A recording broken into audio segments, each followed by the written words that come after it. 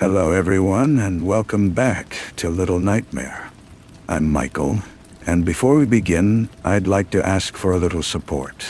Please subscribe, leave a like, and if you do, let me know in the comments where in the world you're listening from.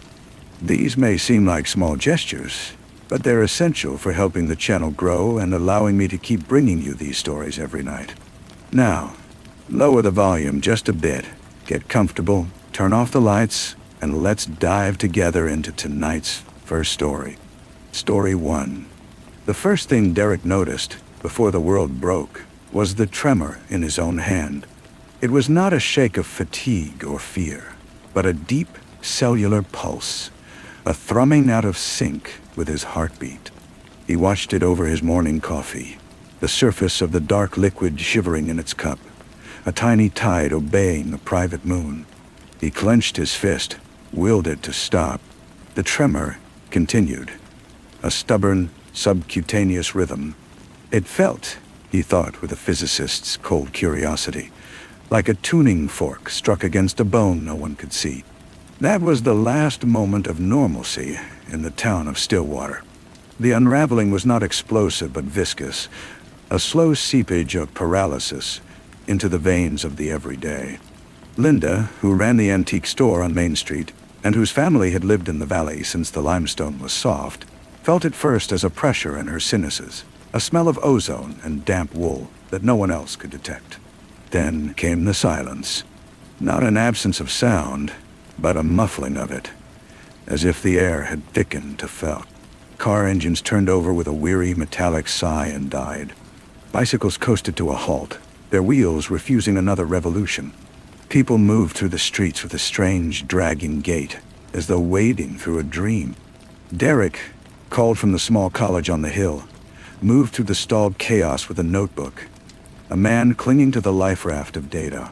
Kinetic energy had not been destroyed. It was being withheld. A spinning top would whirl with manic energy until touched by a human hand, then die. A ball rolled down a slope would gather speed until the moment a child reached for it, then settle into the grass as if it had never moved. It was selective, personal. It fed on intention.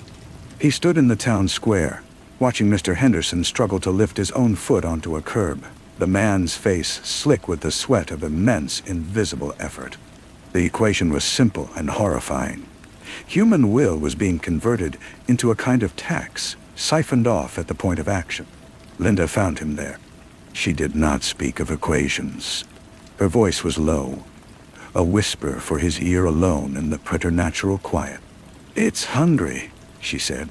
Her eyes were not on the struggling people, but on the spaces between them, on the long shadows the stagnant afternoon sun cast across the green. "It's always been here sleeping under the river stones. We just got too loud. Our wanting, it woke it up."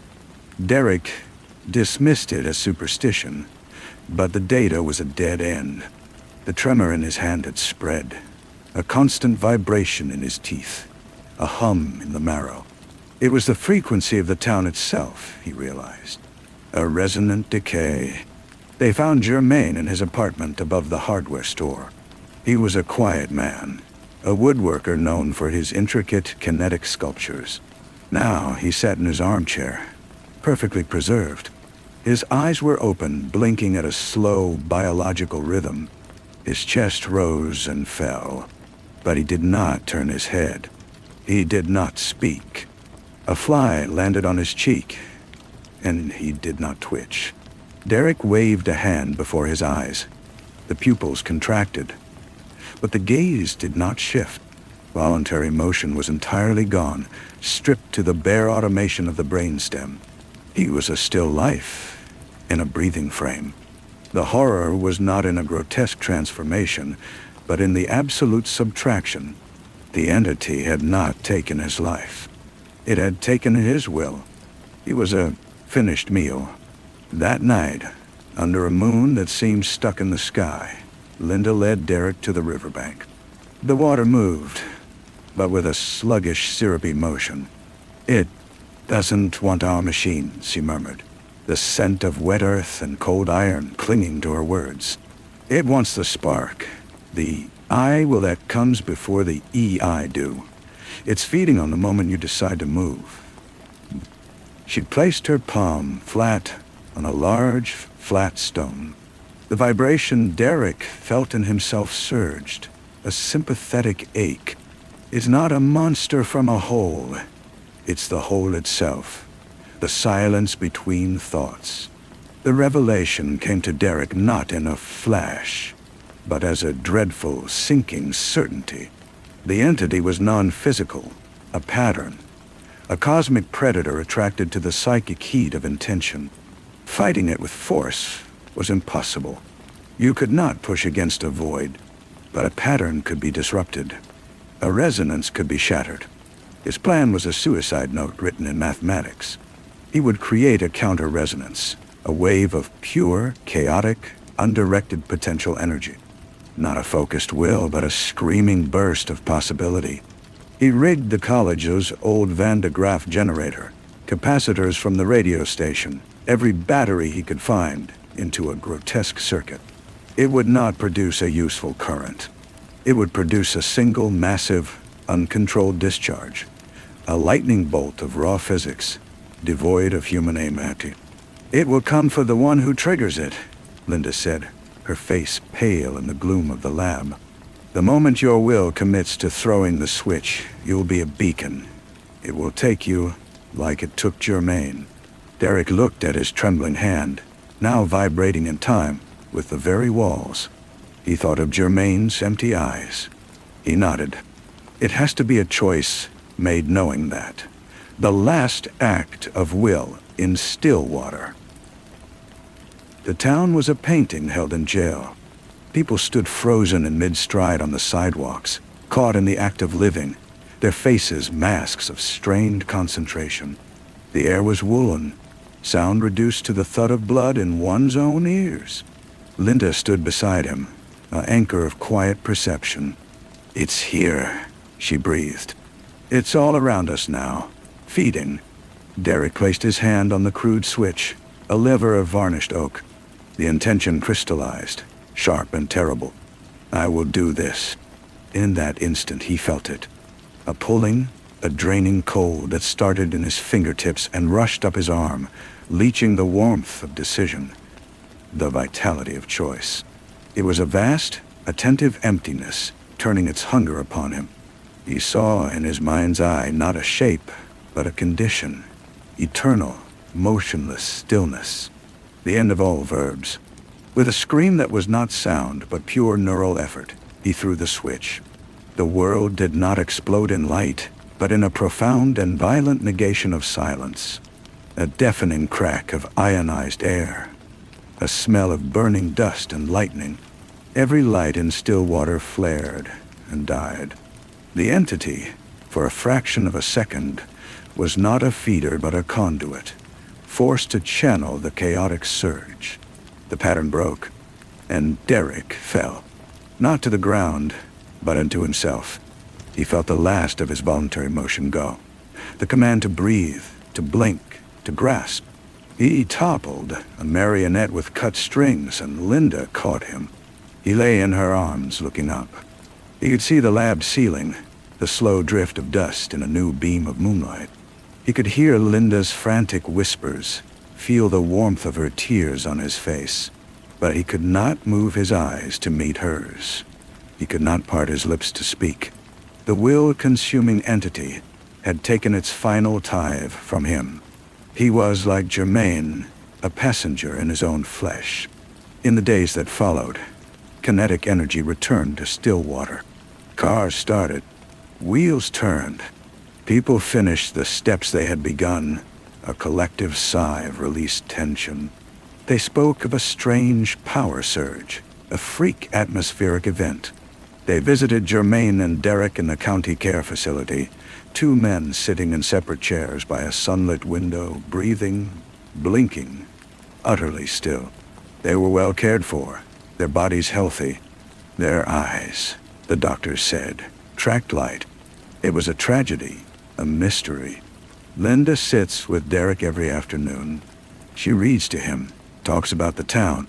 Sometimes she takes his limp hand and she feels it. A faint, deep, cellular tremor. The same rhythm she now feels in the stones of the riverbank, in the roots of the old oaks. It is a quiet pulse, a scar in the fabric of the world. Everything in Stillwater has returned to normal. The coffee in the cup is steady. The shadows move as they should. The fear has receded, smoothed over by explanation and time.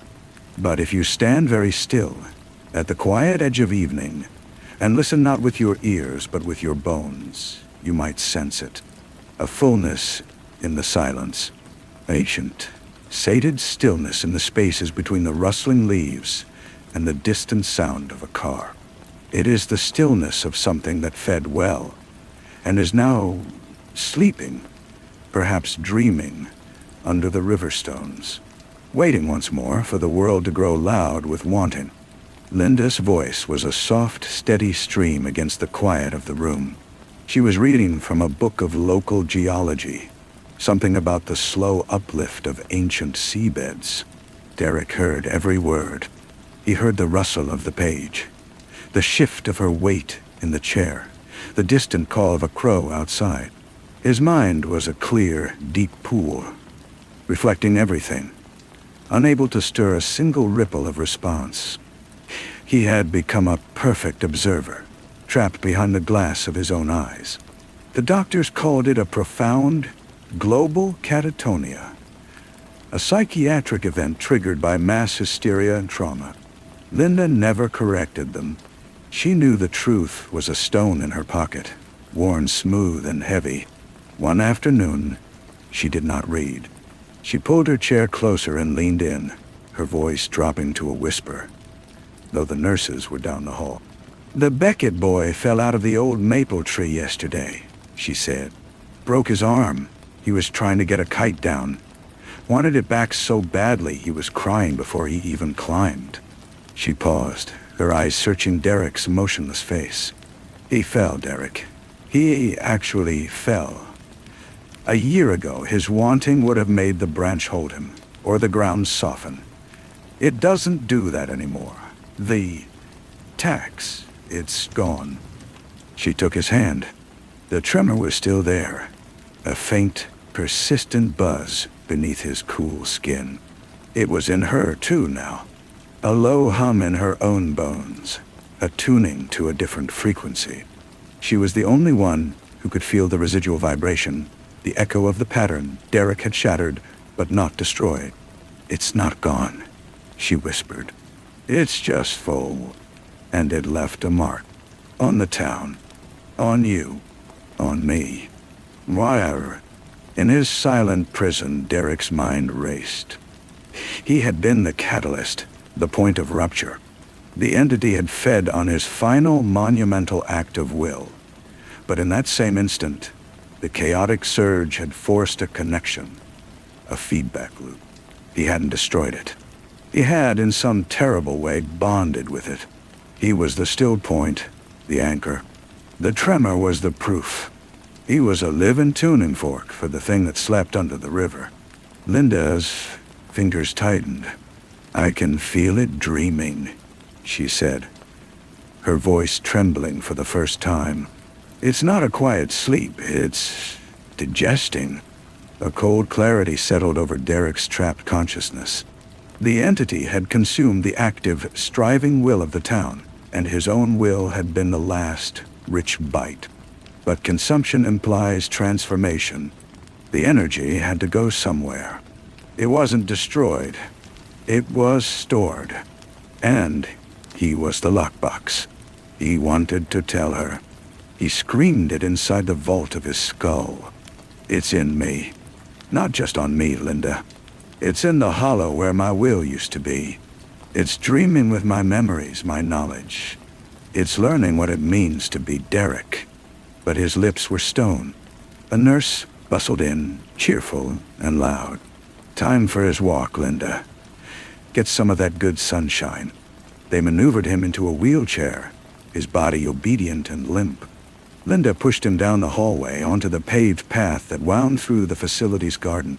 The sun was warm. Bees hummed in the lavender. Everything was vibrantly, ordinarily, alive. Linda stopped the chair by a small ornamental pond. She knelt in front of him, blocking the sun, her face in shadow. "I'm going to try something," she said, her voice firm, resolute. "I don't know if it's a good idea, but I can't just read geology books to you forever." She reached out and placed her hands on either side of his face.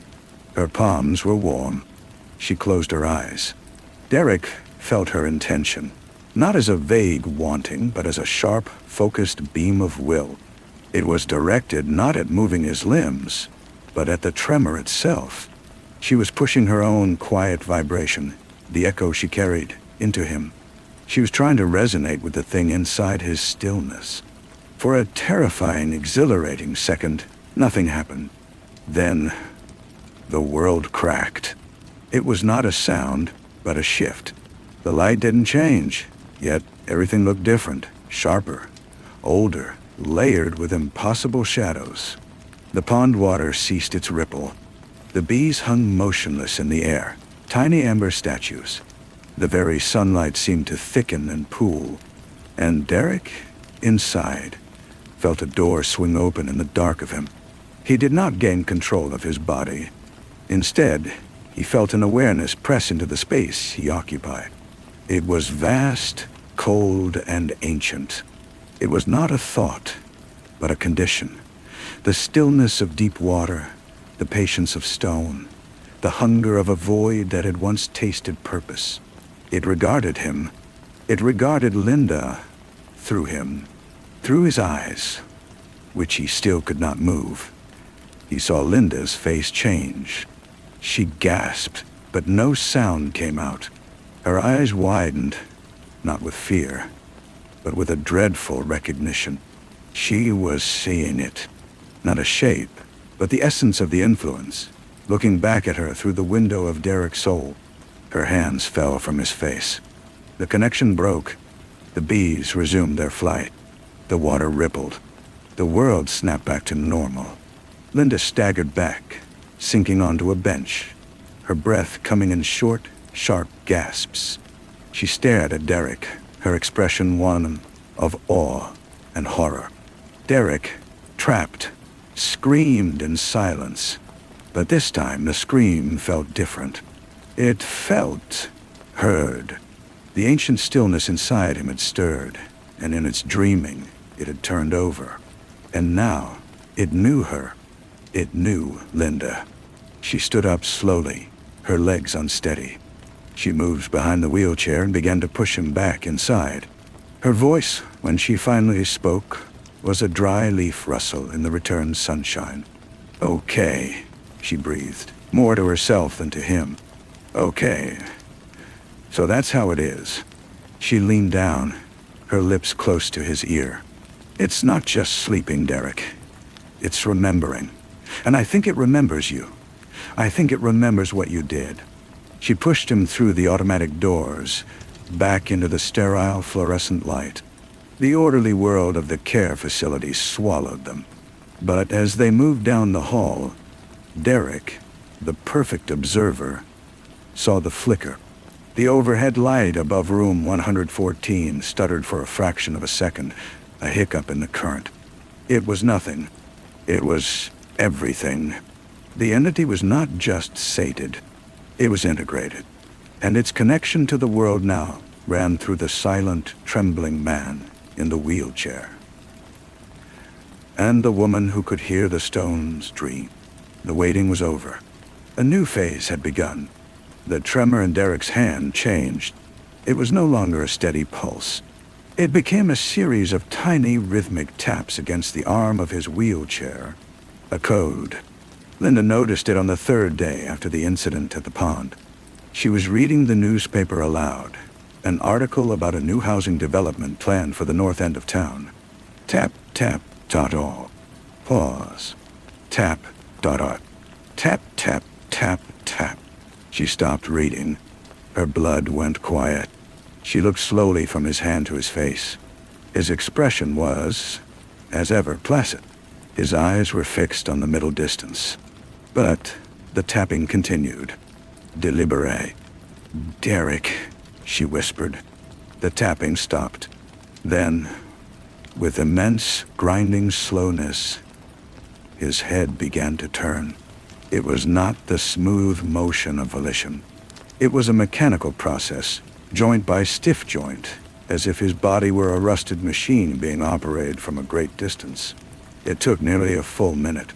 His gaze, when it finally settled on her, was still vacant, but it was aimed.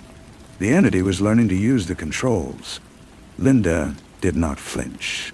She met the empty stare. "Is it you?" she asked, though she knew the answer. The tapping started again on the chair. One tap. Dot. No? Hi. A cold settled in her stomach. "Can you hear me? In there?" 2 taps. Yes. The relief was so violent it felt like nausea. He was in there. He was aware. But the horror was right behind it. Something else was in there with him. And it was learning to speak with his body. "Does it understand?" she asked, her voice barely audible. The head began its slow, arduous turn back to the window. The tapping resumed. Yes. No. But maybe. The taps were faster now, frustrated. The concepts were too complex. The language was insufficient. That night, a thunderstorm rolled over still water. Linda lay awake in her small house by the river, listening to the rain. She felt the tremor in her own bones, synchronized with the rumble of the thunder, a deep, subsonic conversation. She got out of bed and went to the window. The river below, usually a dark ribbon, was glowing. A faint, phosphorescent blue pulsed in the current, matching the rhythm of the lightning flashes. It was in the water. It was in the bedrock. It was in Derek. And it was trying to talk. The next morning, she arrived at the care facility with a purpose. She brought a child's toy, a simple wooden board with different textured fabrics. Sandpaper, silk, rough wool, smooth plastic. She took Derek's limp hand and guided his fingers over each one. She watched his face for any sign, but there was none. Then, she placed his hand on the sandpaper. The tapping started on the board's edge. 1 tap for rough. She moved his hand to the silk. 2 taps for smooth. Tears welled in her eyes. It was a start. They were building a lexicon. But the entity was learning faster than their crude code. On the 5th day, Derek's right hand, the one that had thrown the switch, lifted from the armrest. It hung in the air, trembling with the effort of a marionette on tangled strings. Then, the index finger extended. Slowly, jerkily, it began to trace shapes in the air. Linda watched, heart hammering. It was drawing a clumsy, shaky, but recognizable shape. A circle. Then, a line through it. The symbol for no. Then it drew a series of wavy lines. Water. Then it pointed the finger at Derek's own chest, then back at the wavy lines. You and the river, Linda guessed. The finger moved up and down. Yes. The finger then drew a new shape. A crude, boxy house. Then an arrow from the house to the river. Then it pointed at Linda. My house? By the river? Yes. The finger stopped, hovering. Then it drew the circle with a line through it again. No, deal share. It redrew the house. Then it drew a series of sharp, jagged lines around it. Lightning dot. Destruction. Danger. It was warning her. The connection was strengthening, and it was making Derek's body, and perhaps his very location, a locus of power. Her house, by the river where the entity slept, was now a focal point. What do I do? She asked, her voice steady despite the fear. The hand dropped, exhausted, into his lap. The tapping did not resume. The brief window of communication had closed. Derek's head lolled back against the chair. the presence receding into whatever deep place it now shared with his consciousness. Linda left the facility, her mind racing. The entity was not a malevolent intelligence plotting evil. It was a force of nature, an existential predator. But it was also, in its way, trying to communicate. It had saved the Beckett boy from a fall by taxing his will. Now it was warning her of a storm. It was acting through Derek, like a strange guardian, a hungry, dreaming guardian. She drove not to her own house, but to the college on the hill. Derek's lab was sealed, a chaotic mess still left from his final experiment. She used an old key he'd given her years before. Inside, the air was stale and charged. She went straight to his chalkboard, covered in half-erased equations. In the corner, almost forgotten, was a simple diagram he'd drawn during his early observations. It was a feedback loop, a resonance cycle. At the center, he had written in a single word, dampener. Linda stared at it. A dampener didn't destroy a resonance. It absorbed it, controlled it, quieted it. Derek hadn't built a bomb. He had, in his desperation, built a lightning rod. And he had become the rod. The entity's energy was in him, cycling, contained. But a container can only hold so much. The storm outside was gathering again, earlier than forecast. The first drops of rain hit the lab window as the realization hit her. The entity was digesting as she'd felt. And when it was done, the energy would need to go somewhere. It would overflow. Derek was the lockbox, but he was also the release valve. The tap-in code, the drawing, the warnings. It wasn't just the entity learning. It was Derek from inside his prison using the only tools left to him, the entity's own growing awareness, to send a message. He wasn't just the anchor. He was the fuse. Linda turned from the chalkboard and looked out at the darkening town below. The lights of Stillwater twinkled, ordinary and unaware. The quiet was no longer just a sated stillness. It was the calm before a different kind of storm. A storm that would not break in the sky, but in the silent man in the wheelchair, and in the river that flowed through the heart of everything. She had to get back to him. The conversation was not over. It was just beginning, and the next words would not be taps or drawings. They would be written in the physics of a world that was now, irrevocably, awake. Story 2. The silence in the broadcast booth was not a true silence. It was a manufactured void, a vacuum sealed behind triple-paned glass and soundproofing foam. And in that void, Amelie could hear the frantic percussion of her own heart. It was a silence so deep, it became a sound unto itself. A high, thin whine in the inner ear, the auditory ghost of a world that had learned to whisper. Outside the glass, in the dim control room, Joshua gave her a thumbs up, his face a pale moon in the glow of the monitors. Their show, their clear signal, was about to go live into the husk of America. This was the world after the crumble. Not an apocalypse of fire and fury, but a long, slow decay. A societal osteoporosis. The gray breath virus did not kill, not exactly. It emptied.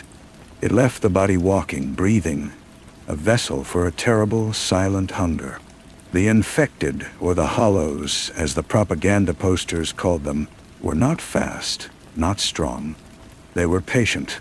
They gathered in the forgotten places, in the dead suburbs and the stripped malls. A vast, silent pressure against the fortified townships and the bristling walls of the enclaves. Society persisted, a nervous, twitching thing, governed by the Emergency Council and sustained by a strict diet of controlled media. Truth and fear were the two currencies, and they were minted in places like this booth. Amelie and Joshua, sibling bloggers turned broadcasters, were the friendly face of the ration, the calm voices delivering the approved updates, the safety reminders, the heartwarming tales of resilience from the Pittsburgh enclave. Their current assignment was to cover the political campaign of Harvey Meeks, the council's favored candidate for the new position of regional liaison. It was meant to be fluff, a symbol of normalcy returning. But Amelie had always been good at hearing the notes beneath the music. And lately, the music was off. It began with the silence around Harvey Meeks himself. He was a handsome man, with a voice like smoothed gravel and eyes that never seemed to fully settle on the person he was addressing. They covered his rallies in the secure plazas, events buzzing with the brittle energy of performative safety. The crowds were fervent, their cheers a little too sharp, their eyes darting too often to the sniper nests on the rooftops. Amelie would interview him, and his answers were perfect. Polished stones, no sharp edges, nothing to catch on. He spoke of unified fronts and managed reclamation. But in the moments after the record light blinked off, his face would go slack, not with fatigue, but with a kind of hollowed-out absence, as if he had been a puppet and the strings had been briefly dropped. Joshua, ever loyal, ever pragmatic, dismissed it. He's just tired. They're all tired. We're all tired. He would adjust a microphone, his hand steady where hers wanted to tremble. He believed in the work, in the necessity of the signal. Amelie believed in what the signal hid. Her investigation was a quiet, secret thing. It lived in encrypted files, labeled archival audio, and in the long, slow pans of her broadcast camera during Harvey's speeches. She would focus past his smiling face, to the rows of council officials behind him. She began to recognize certain men and women, not by name, but by their shared, empty expression. They were like stones washed smooth by the same terrible river. She started collecting fragments. A discarded memo in a wastebasket about resource reallocation that used codes for enclave sectors.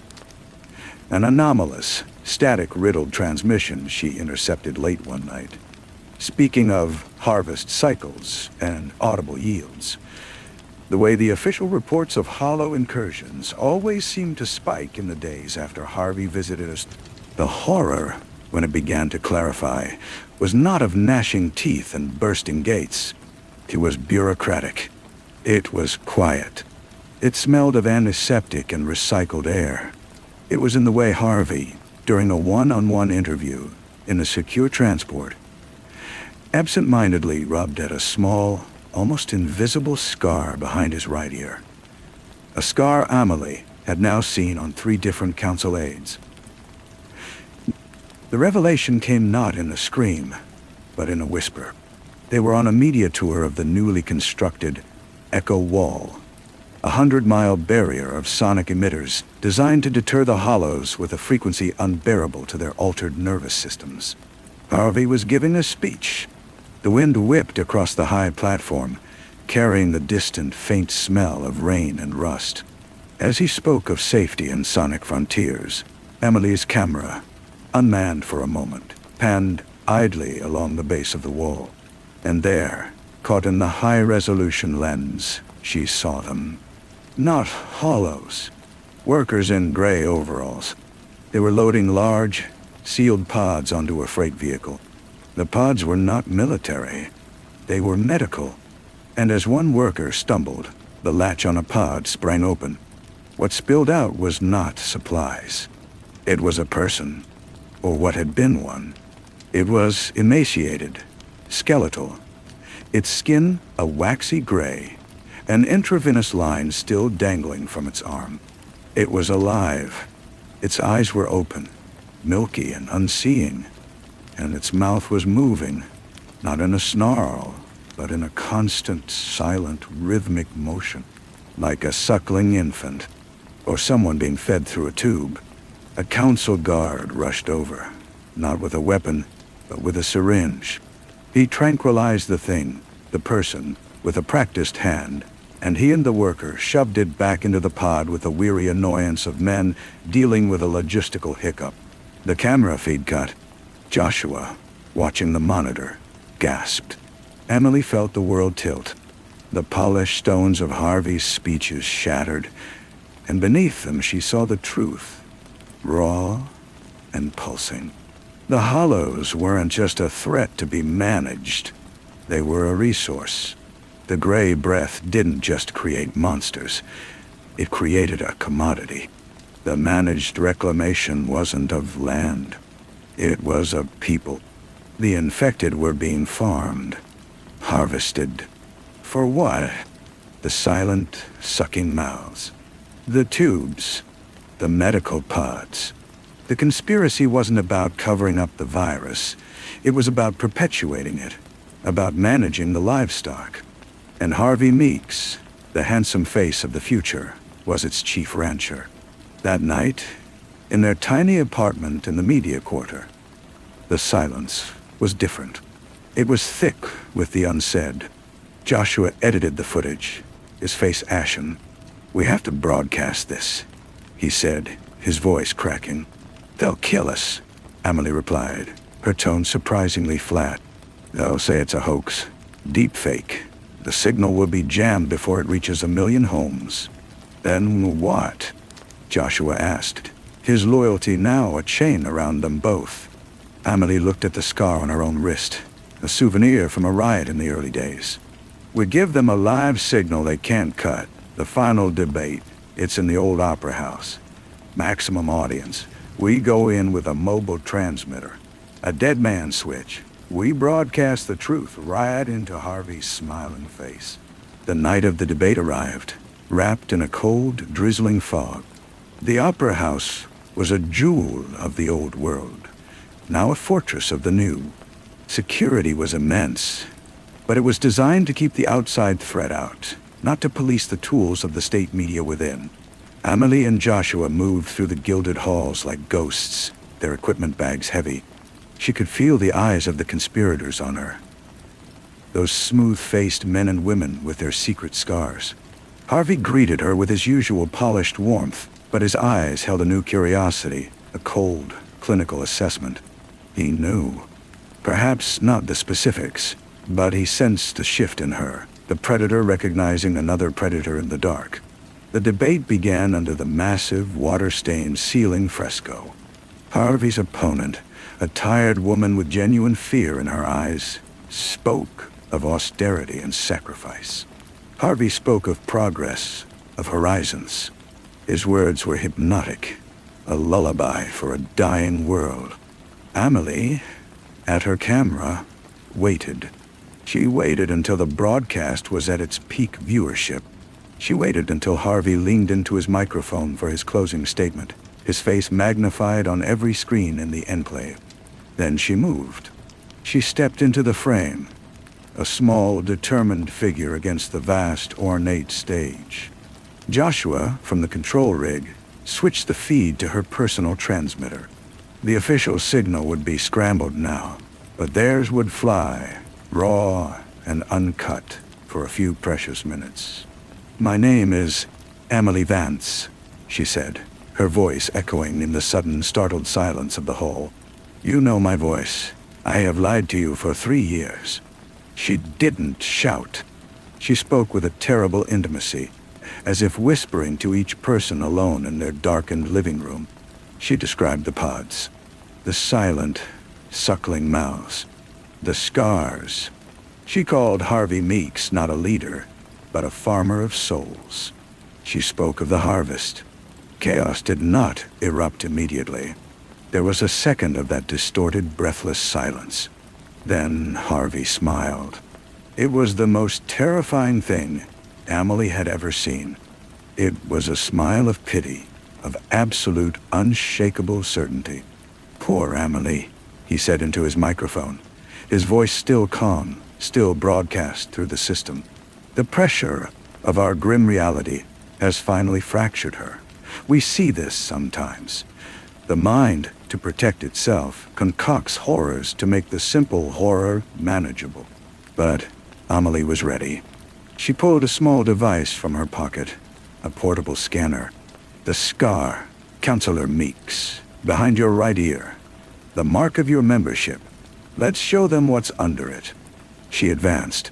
The guard stirred, but they were confused, their protocols broken. Harvey's smile never wavered. "You think truth is a weapon? Truth is a noise. And we," he said, his voice dropping, yet amplified to the rafters, "we are the silence that comes after." He gave a slight nod. From the shadows of the opera boxes, figures emerged. Not guards, council aides, men and women with those smooth, empty faces. They moved with a unified, inhuman purpose. And then, the doors at the back of the hall groaned, not broken down, opened from the outside. The fog from the street poured in first, a gray river. Then came the hollows. Not a raging horde, but a slow, shuffling procession. They were herded, driven into the opera house by more gray, overaled workers. The audience screamed, a raw, primal sound. But the hollows did not attack them. They moved down the aisles, ignoring the fleeing, scrambling people, their milky eyes fixed on the stage. On Harvey, Emily understood then, with a clarity that froze her blood.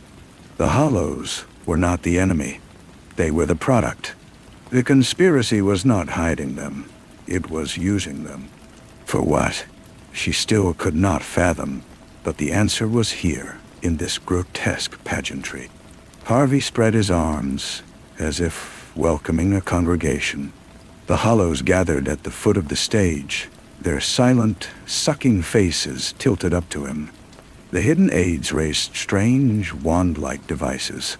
A low hum filled the air, a frequency that vibrated in the teeth, in the bones.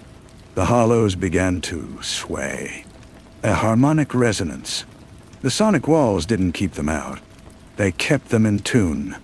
Joshua's voice screamed in her earpiece. "Amelie, run. The signal is traced. They're coming for the rig." She saw him then, fighting with two guards near the control booth. She looked back at Harvey, a silhouette before the swaying, humming mass of the emptied. This was the truth. Not a weapon, but a cancer. Not a secret to be exposed, but a new organ of the world, growing in the dark. She ran. Not away, but toward Joshua. She fought through the panicked crowd, the air thick with screams and the eerie subsonic hum. She reached the booth as a guard's baton cracked against the side of Joshua's head.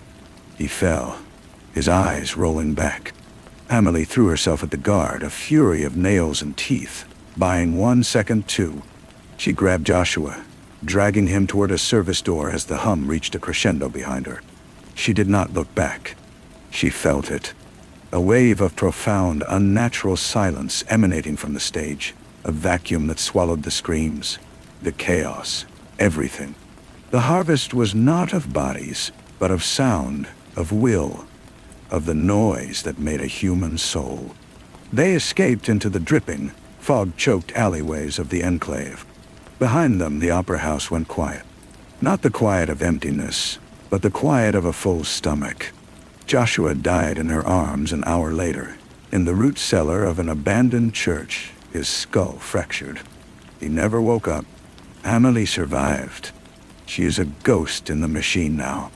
The official story is that a hollow breach was heroically contained by Counselor Meeks, at tragic cost of life, including the Van siblings, driven mad by trauma. Harvey Meeks was elected by a landslide. The enclave is quieter now, more orderly. The broadcasts are smoother, the messages of unity more soothing. But if you know where to look, on the darkest, most silent nights, you can find her signal. A pirate frequency, weak and flickering. There's no voice on it, no expose, just sound. The slow, rhythmic, wet sound of a silent mouth, sucking at the air, over and over and over. It is the only truth she has left to tell. And in a locked drawer in Harvey Meek's new office, there sits a single unmarked audio cassette. Inside, preserved in magnetic particles, is the pure, distilled scream of the opera house audience from the moment the doors opened, filtered of all fear, all panic, leaving only the raw, beautiful note of human terror. He plays it sometimes, late at night, when the silence of his perfect world grows too deep. He finds it hypnotic. The sound from the pirate frequency is a seed. It is a rotten, tiny thing, and Amelie plants it in the dark soil of the dead airwaves, not knowing if it will grow. She survives on stolen ration bars and filtered rainwater. Her world shrunk to the dimensions of a rusted maintenance crawlspace beneath the enclave's eastern sonic wall. The hum of the emitters is a constant vibration in her teeth, a reminder that the fence works both ways. Her only tool is the sound. She loops it, modulates it, stretches it. The wet, rhythmic suck of the hollows. She wonders, with a clinical detachment that scares her, what they are trying to consume from the air. What nutrient exists in silence? She remembers the harmonic hum in the opera house, the way the hollows swayed in unison, a field of gray wheat in a terrible wind. They were being tuned, prepared. Her new purpose is not to reveal. Revelation failed. Her purpose is to disrupt. If the harvest, as she now thinks of it, requires a specific frequency of submission, a collective, quiet terror, then her role is to introduce a dissonant note, a cognitive itch. She begins her experiments cautiously, hijacking low-priority civilian bands for only seconds at a time.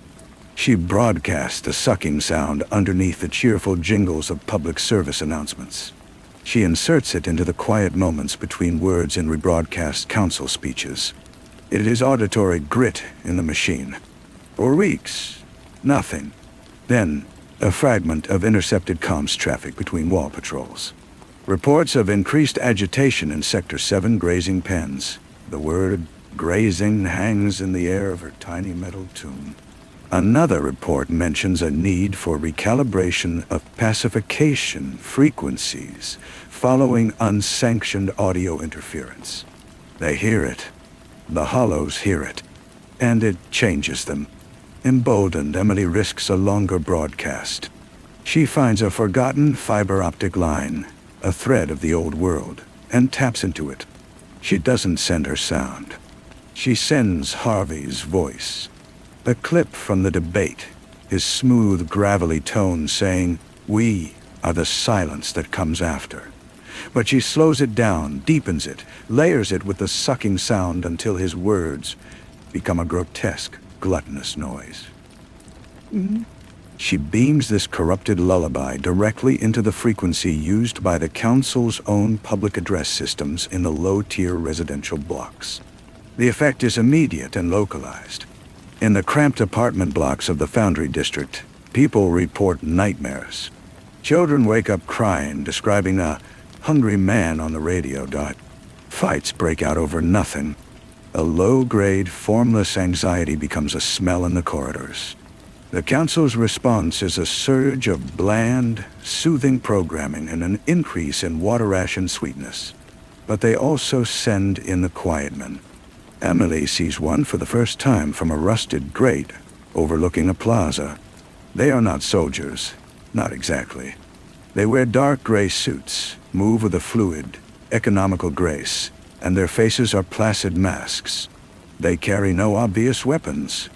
They walk in pairs, stopping occasionally to place a hand on a citizen's shoulder, to lean in and speak softly into an ear. Wherever they pass, the ambient noise level drops. Arguments cease. Whimpers quiet. The people they touch look briefly confused, then empty, then go about their business with a docile calm. They are human silencers. Emily knows, with cold certainty, that behind their ears, under their hair, they bear the same small scar. Her war is no longer about proof. It is about resonance. She is one woman with a microphone, trying to teach a corpse to sing. The hollows are the key, but they are an instrument she does not know how to play. They are drawn to her sound, agitated by it, but she cannot control them. Not like Harvey can. The breakthrough comes from the past. In Joshua's old equipment bag, Salvaged from the ruins of their apartment, she finds a hard drive labeled Archival Testimonies.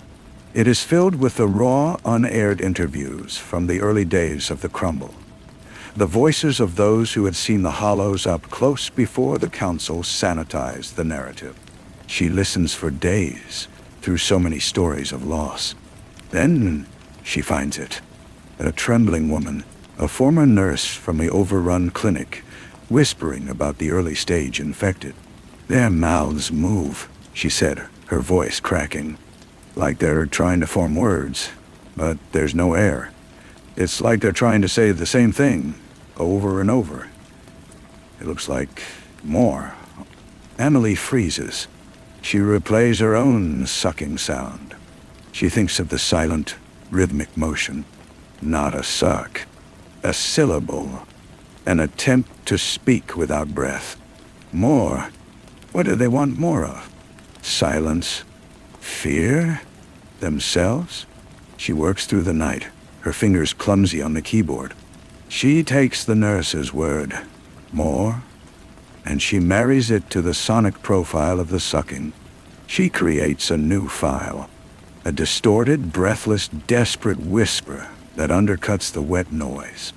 More, more, more, more, more.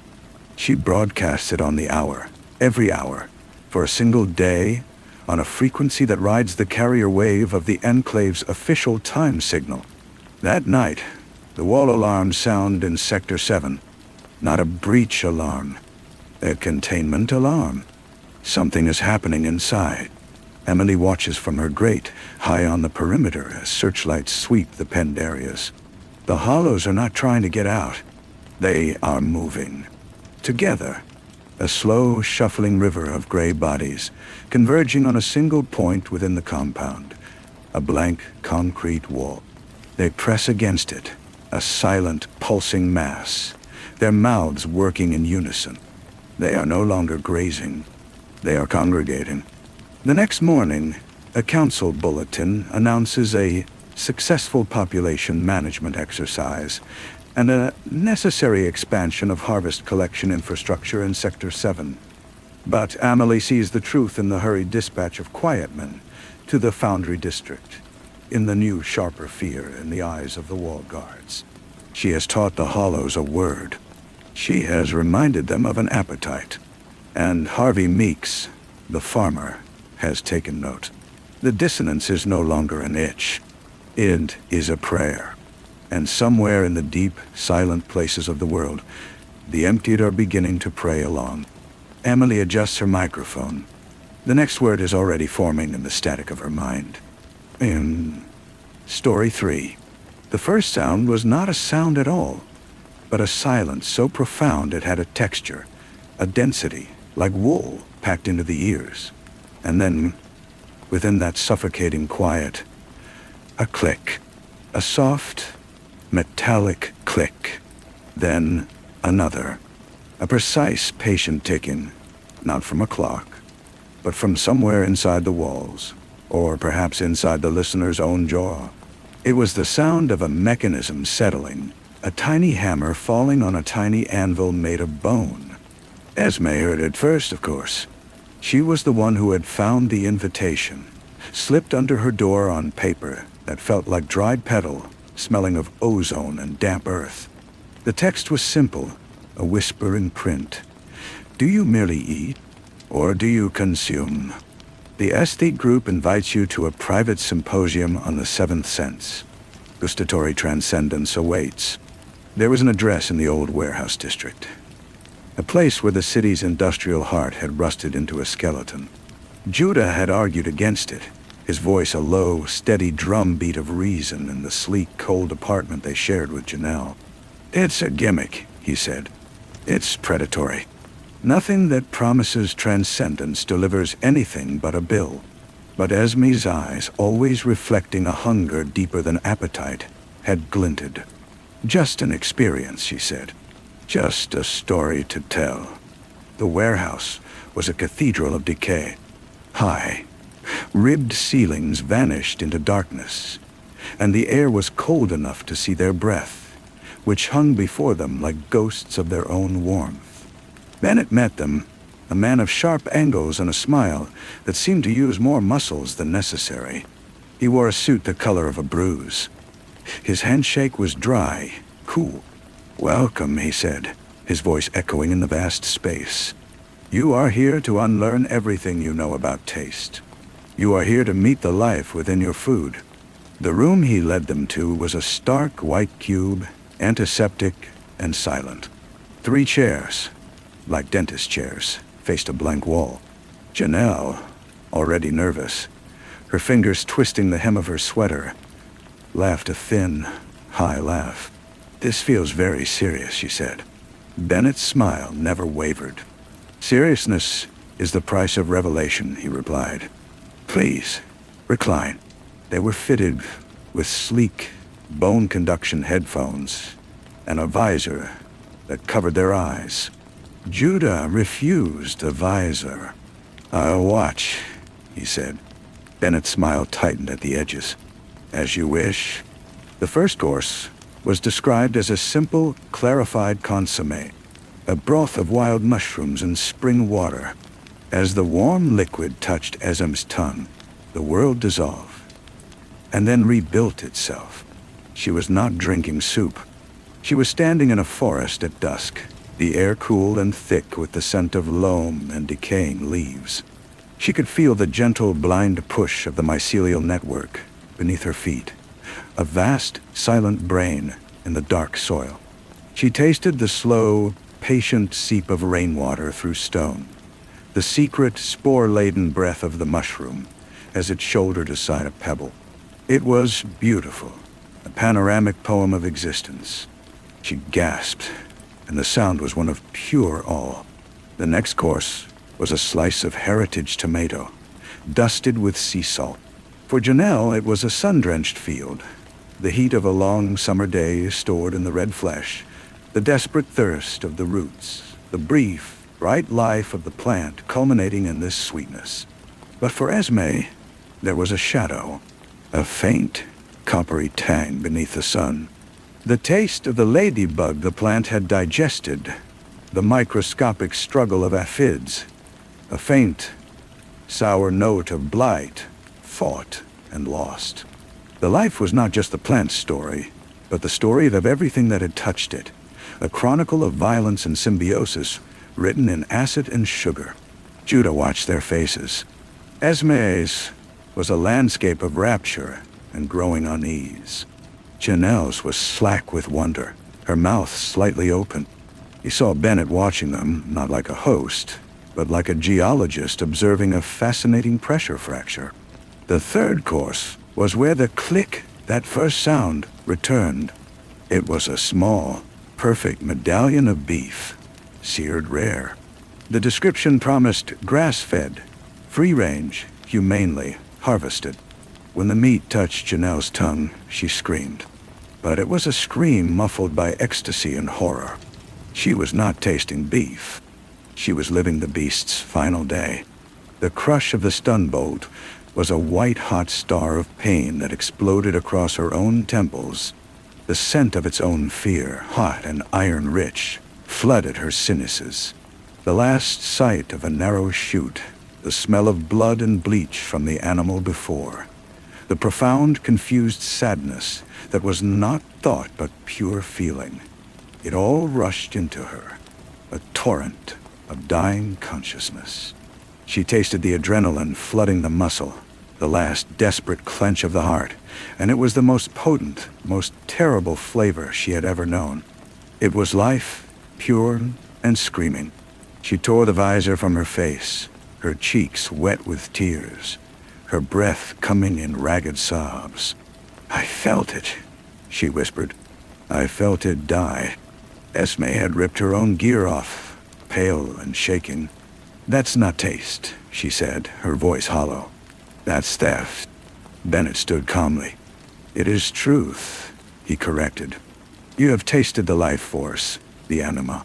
Most consumption is a kind of forgetting. This is remembering. And once you remember, you cannot forget. Your palate is now awake." It will demand us clarity. Judah helped Janelle to her feet. We're leaving. But Janelle's eyes were distant, looking at something far inside herself. Her sobs had subsided into a quiet, intense trembling. She licked her lips, a slow, deliberate motion. The world outside was gray and flavorless. Sounds were flat. Food was ash. For days, Janelle refused to eat. Then she broke. Judah found her in the kitchen at 3 a.m, devouring a raw steak from the package. Her hands and chin slick with blood, weeping as she chewed. "It's the only way I can taste anything," she cried. "It's the only thing that feels real." Esme, haunted, began to experiment. A carrot from the farmer's market gave her a simple, sunlit narrative. A factory-farmed chicken breast was a cacophony of panic, chemical fear, and dense, miserable fat. She started to seek out the most vibrant life, the most intense stories. Oysters alive and cold from the sea, rare game. Herbs picked at dawn with dew still on them. Her consumption became a sacred, monstrous ritual. She was not eating food. She was consuming biographies. Judah, surviving on bland protein shakes and boiled grains, watched his friends wither and transform. Janelle grew gaunt, her eyes huge and luminous with a terrible knowledge. She spoke of being able to taste the history of the water in her glass, the millennia of rock it had passed through, the ancient things it had dissolved. She claimed she could taste the grief of the farmer who grew her lettuce. Her world had become a deafening symphony of consumed lives, and she was drowning in it. Esme, trying to control the horror, became an ascetic of sensation, seeking only the most peaceful, natural deaths, but the line kept blurring. Every bite was a violation, and the violation was the source of the sublime. They confronted Bennett in his white room. "It's a curse," Esme said, her voice ragged. "You've poisoned us." Bennett merely nodded. "The gift is often a burden, but you are pioneers. You are proving that consciousness is not confined to the brain. It is in every cell, and you have the key to ingest it, to make another's lived experience your own. The ultimate empathy, or the ultimate consumption." Janelle looked at him, and a slow, dreadful understanding dawned on her face. "It's not just plants and animals, is it?" Bennett said nothing. He only smiled. The collapse came swiftly after that. Janelle stopped leaving the apartment. She ordered exotic, expensive living things. But the stories they carried were no longer enough. They were too simple, too quiet. Her hunger had become a void that echoed with the ticking of that first metallic click. One evening, Judah heard a new sound from her room. A wet, soft, rhythmic sound. Not chewing, sucking. He pushed the door open. Janelle sat on the floor, her finger in her mouth. She had bitten the tip of it off. Blood welled from the stub. She looked at him, her expression one of beatific, horrifying relief. "Judah," she murmured around the finger in her mouth. "You have no idea. The story of me. It's the most complex thing I've ever tasted. All my memories, my fears, my love for you and Esme. It's all in here. It's so full." Judah ran, stumbling, retching to find Esme. But Esme was gone. He found a note on the kitchen counter, written on that same petal-like paper. "I have to understand the source. I have to taste the hand that feeds." She had gone back to the warehouse. He followed, the city blurring around him, a smear of meaningless gray. The warehouse door was ajar. Inside, the white room was not white anymore. It was splashed with vivid, impossible colors that seemed to pulse in the low light. Esme was in the chair, the visor and headphones on. Bennett stood beside her, a scalpel in his hand. On a small tray beside him lay a single thin slice of something pale and fleshy, glistening. "No," Judah breathed. Bennett turned. "Ah, the skeptic. Your friend is beyond fear now. She asked for the ultimate clarity, to taste the consciousness that designed us, to understand my life force. A chef must taste his own creation, must he not? Judah lunged, but his body moved through syrup. Bennett was not a man. He was a presence, a density in the air. The white room seemed to stretch, the walls receding into infinity, becoming a vast, sterile plain under a black sky. Bennett's voice came from everywhere. You see, we discovered that the anima is a transferable record. A soul, if you like, is just a unique flavor profile. And some profiles are more potent than others. Some can consume and integrate others. Janelle is a delightful, fragile vintage. But Esme has the palate of a conqueror. On the chair, Esme convulsed. A sound came from her. Not a scream, but a crescendo of every sensation. The roar of a forest, the scream of a beast, the whisper of grass, the deafening silence of a star, and underneath it all, the cold, intricate, and infinitely hungry melody of Bennett's own consciousness. She was not just tasting him. She was being overwritten by him, her own life story being swallowed by the vast, ancient, and utterly alien narrative of his being. Judah fell to his knees. The clicking was everywhere now. The sound of a cosmic clockwork, of teeth meeting, of bones breaking down in the dark. He saw Esme's body go still. Then, slowly, she sat up. She removed the visor. Her eyes were Esme's eyes, but the light behind them was Bennett's cold, smiling fire. She looked at Judah and licked her lips. "Hello, Judah," she said, and her voice was a chorus of two. He ran. He ran out of the warehouse, out of the district, into the city that now seemed a stage set made of cardboard and dust. He could not go home. Janelle was there, tasting herself into oblivion. He went to a diner, a bright, cheap place with fluorescent lights. He ordered scrambled eggs. They arrived, yellow and bland on the plate. He lifted a forkful to his mouth, and he tasted it. Not the egg, not the chicken. He tasted the vast, soulless warehouse of the battery farm, the endless, monotonous misery of 10,000 beaks, the genetic memory of wings that would never stretch, the artificial feed that tasted of nothing, a void. It was the absence of story, and that absence was a shriek louder than any death. He dropped the fork. It clattered on the plate, a sound like the ticking of a tiny, terrible clock. He stumbled into the street, his hands over his ears, but the noise was inside him. Every smell from every restaurant was a library of screams. Every grocery store window was a gallery of silent, packaged suffering. The world was not a place to live in. It was a vast, interconnected organism being endlessly consumed, and he could hear every single bite. He found himself by the river, where the water was black and slick. The clicking focused, distilled, became the sound of his own teeth chattering in the cold. But he understood now. The hunger was the only real thing, and he was so hungry. He looked at his own hand, pale in the moonlight. He brought it to his mouth. He thought of his mother singing to him, a song without words, a hum that vibrated in his small chest. He thought of the smell of rain on hot pavement, his first, pure, uncomplicated joy. He thought of Esme's laugh, before the warehouse, a sound that was just a sound, not a carrier of hidden lives. He opened his mouth.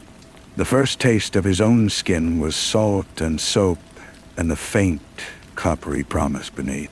It was a quiet story, a small story, his story. He bit down. The pain was brilliant, a white light that erased the diner, the warehouse, the river. It pulled him backward through a narrowing tunnel of memory. He was in the apartment, and Janelle was laughing, whole and ordinary, making popcorn. He was walking with Esme in a park. arguing about a movie, the taste of cheap coffee on his tongue. He was a child, in a sun-drenched kitchen, his mother's hands, smelling of flour and lemon, placing a warm cookie in his palm. It tasted of butter and sugar and love, just butter and sugar and love. Nothing more, and it was the most exquisite, the most devastating, the most real thing he had ever consumed. He clung to the memory, wrapping it around himself like a shroud, as the world, and the terrible feast it had become, faded into a distant, ticking dark. The memory of the cookie dissolved, leaving only the iron-rich reality flooding his mouth. He had taken the tip of his own finger, just as Janelle had. The pain was a clean, clarifying fire, but the taste, it was not the transcendent symphony he feared, nor the empty scream of the eggs. It was muted, personal, a dusty album of faded photographs. He tasted his own childhood illnesses, the chalk of schoolrooms, the anxiety of his first job interview. It was a story, yes, but a small, lonely one, written in a language only he could understand. It was not enough to fill the void Bennett had opened in the world. He wrapped his hand in a torn piece of his shirt, the blood blooming quickly through the fabric. The hunger did not abate. It sharpened. It had a new direction. He knew with a certainty that felt carved into his bones that he could not survive on the quiet story of himself, and he could not go back to the silent, ashen world of the unawakened. There was only one path left, the same path Esme had taken, to go to the source, to consume the consumer. The warehouse door yawned open, a deeper black against the night. The white room glowed with its own internal light, the splashes of color now moving, swirling slowly on the walls, like oil on water. Esme, or the thing wearing Esme, stood in the center of the room. Bennett's body lay discarded in a corner, a hollow, empty vessel, a rind sucked dry. She turned as Judah entered. Her smile was a perfect mirror of Bennett's. "You're here," she said, the dual-toned voice smoother now, more integrated. The final guest, the skeptic becomes the supplicant. "Where is she?" Judah asked, his voice raw. "She is here. She is. Savoring. We are savoring. The integration is complex. Her resilience is remarkable. A spicy note, a piquant finish." Esme's head tilted. "You are different. You have tasted yourself. A bitter, introspective flavor. Not to our liking." "I want it," Judah said, the words ash in his mouth. "I want what you have, the clarity." The thing that was Esme and Bennett laughed, a sound like breaking glass and falling water. "You want the hunger, the true hunger. It is not a gift we give. It is a door you open yourself. You have already opened it a crack. You must walk through." It gestured to the chair. The visor and headphones lay there, still warm. Judah approached, each step a surrender. He sat. The world reduced to the feel of the cool leather, the smell of ozone and blood. He did not resist as the device was lowered onto his head. The world vanished into a black silence, more complete than any he had known. Then, a single point of light. A flavor.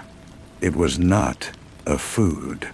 It was the concept of a beginning, the taste of a star cooling, of amino acids forming in a tidal pool, a salty, electric, miraculous tang. It was life's first memory. Then came a cascade, a torrent. He tasted dinosaur flesh, the grit of primordial fern in a sauropod's mouth, the terror of a small mammal in the shadow of a thunder lizard. He tasted ancient grains ground by the first human hands, the sour beer of Sumeria, the honey of Atlantis, a flavor that was both real and mythical. He was feasting on the biosphere's living history. And then he found her. In the storm of consumed eons, a smaller, brighter flame. Esme. Not the integrated creature, but the core of her, fighting. A distinct melody in the crushing symphony. He tasted her childhood fear of thunderstorms, the specific sugar of the strawberries in her grandmother's garden, the warmth of her love for him, a flavor so poignant it was agony. She was being dissolved, her notes being rewritten into Bennett's cold, ancient composition. Judah did not have Bennett's skill, his predatory palate. He had only his own small, fierce story. He focused on it. He did not try to consume the vast consciousness that was swallowing him. Instead, he offered. He pushed his memory of the cookie, of his mother's hands, of Janelle's laugh before the horror, of Esma's eyes the first time they met. He offered his love, his fear, his petty angers, his quiet joys, his simple human biography. He poured it into the maelstrom, a single steady stream of plain water into a vat of complex wine. It was not an attack. It was a reminder, a grounding wire. In the chair, his body trembled. The thing wearing Esme staggered, a hand going to her temple. The swirling colors on the wall stuttered. The chorus of voices in its mind fractured. For a moment, Bennett's cold hunger and Esma's fierce humanity warred, separated by the shock of Judah's unvarnished self. The visor on Judah's head cracked with a sound like ice breaking. He tore it off, gasping. Esme was on her knees, retching, a black, viscous fluid pouring from her mouth. When she looked up, her eyes were only hers, wide with terror and a dawning, horrified recognition. Judah? It was her voice, alone, small. He crawled to her. The entity was not gone. He could feel it, a wounded, furious presence recoiling, knitting itself back together in the dark corners of the room. It was not a man to be fought. It was an appetite, and it was learning. "Run," he croaked. They fled, supporting each other, two wounded animals, leaving a poisoned den. They did not go home. They went to the only place left. They found Janelle in a bathtub, cold and pale, her fingers ragged. Her story tasted to its tragic, inevitable end. The silence in the apartment was the first silence, the woolly, profound one. But now they could hear the ticking underneath it, in the walls, in their teeth, in the steady drip of the tap. They sit now, in a motel room on the edge of the city. They do not speak. They cannot eat. The world is a cacophony of hidden lives, a feast they are forced to witness, but can no longer partake in. Judah looks at Esme, and she looks back. They are not the same. They have each tasted the other's essence in the storm. They know each other's secret flavors, the shame and the love. There's no privacy left, only a shared, terrible knowing. The door to the motel room is thin. They can hear the couple next door arguing, the television in the lobby, the traffic on the highway, and underneath it all the click. It is closer now. It is not in the walls. It is in the space between their heartbeats. The aesthete is wounded, but it is not finished. An appetite, that vast, cannot be killed. It can only be starved. And they are the only ones who know it exists. They are both the warning and the bait. Esme reaches out and takes Judah's maimed hand. Her touch is the only thing that does not scream with history. It is a simple pressure in the terrifying now. They have no plan.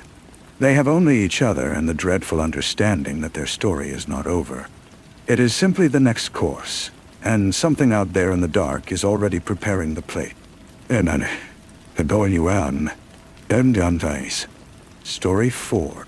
The air in the apartment was still, a thick and patient thing. On the windowsill, in a slender vase of cheap glass, a single dried hydrangea blossom.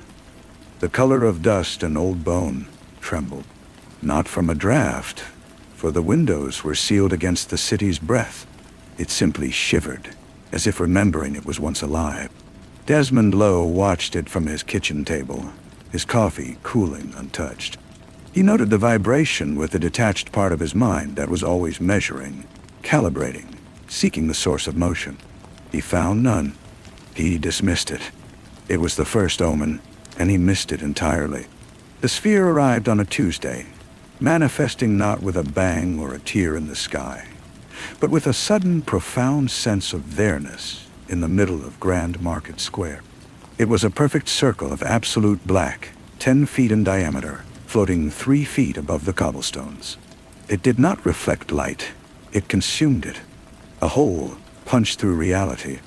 It was immobile, silent. Authorities cordoned it off with barricades and fear.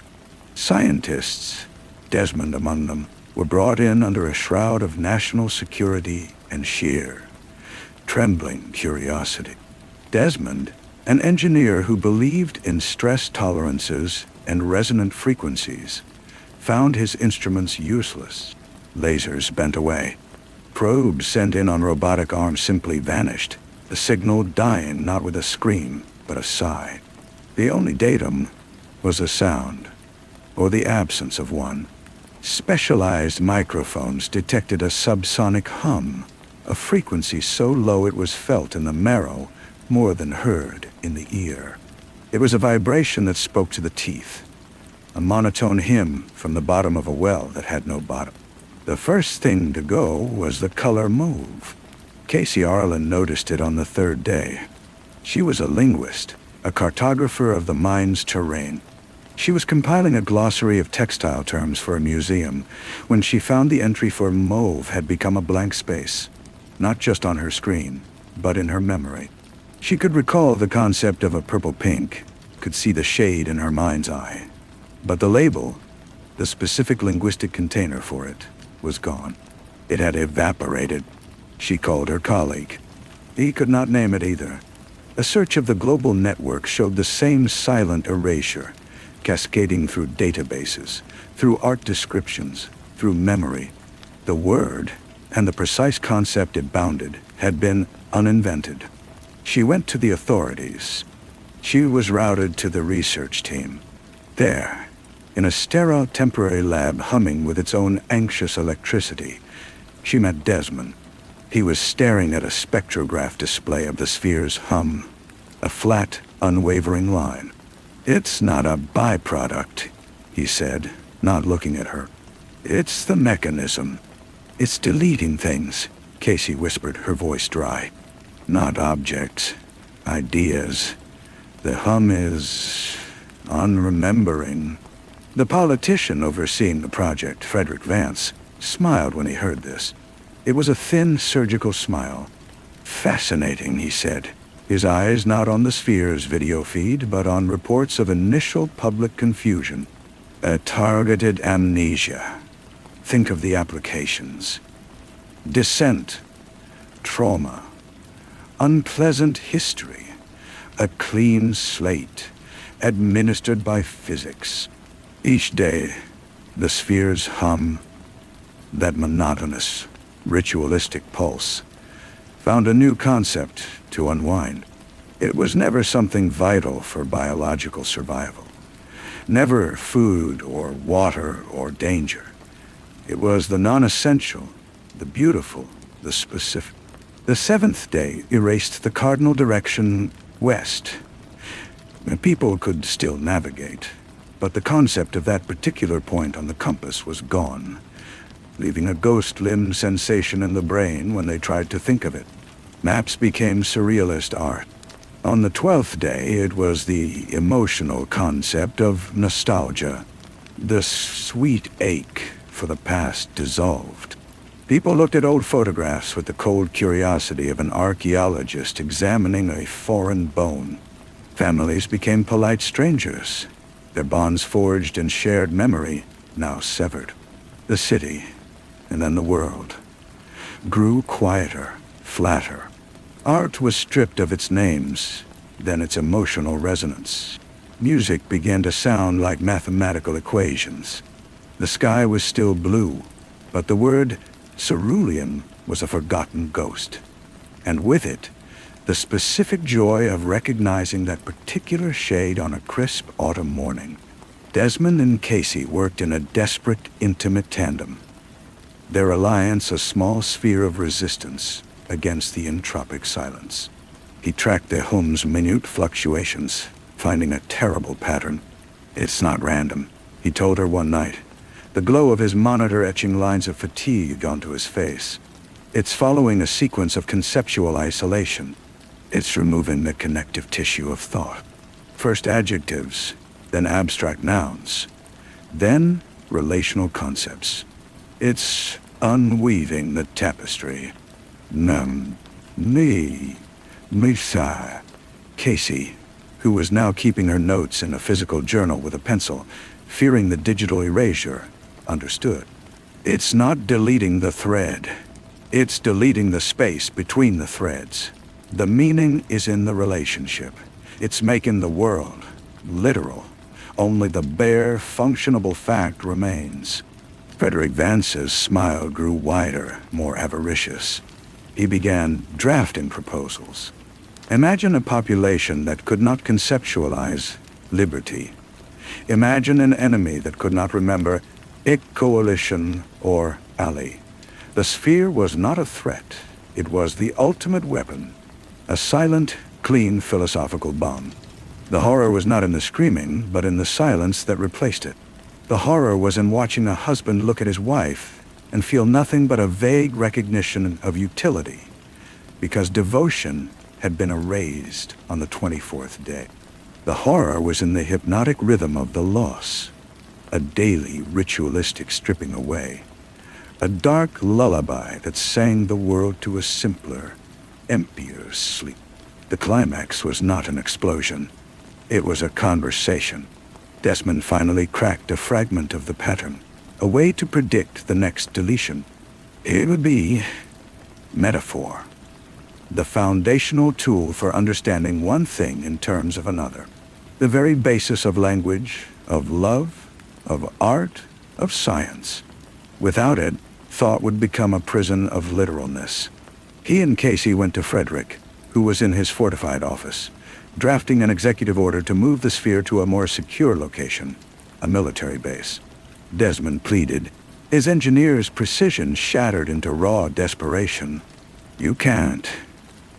If metaphor goes, we lose the ability to understand anything beyond itself. A rose is only a rose. A knife is only a knife. We won't be able to think our way out of a paper bag because the idea of thinking our way out would be impossible."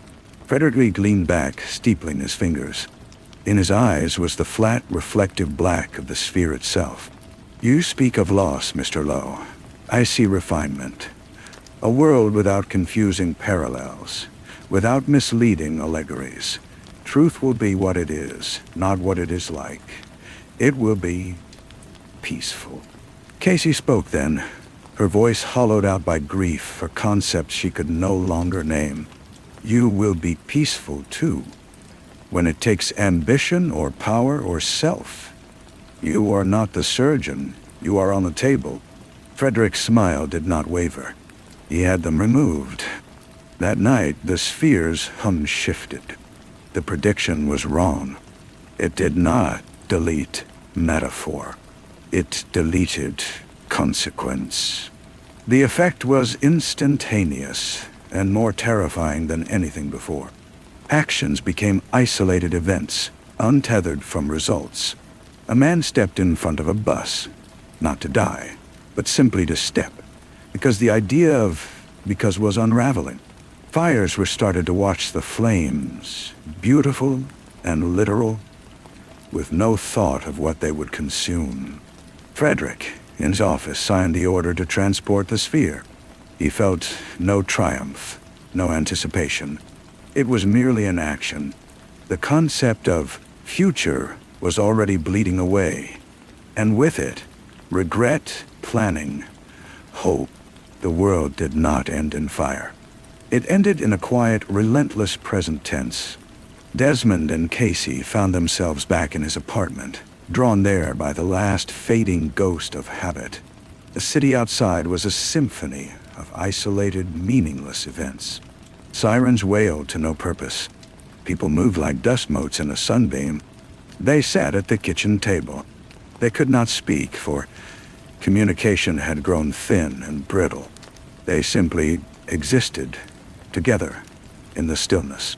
Casey looked at the windowsill. The dried hydrangea was gone, not fallen, but utterly forgotten.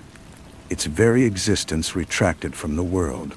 In its place was a faint, shimmering afterimage, a tear in the fabric of what was real.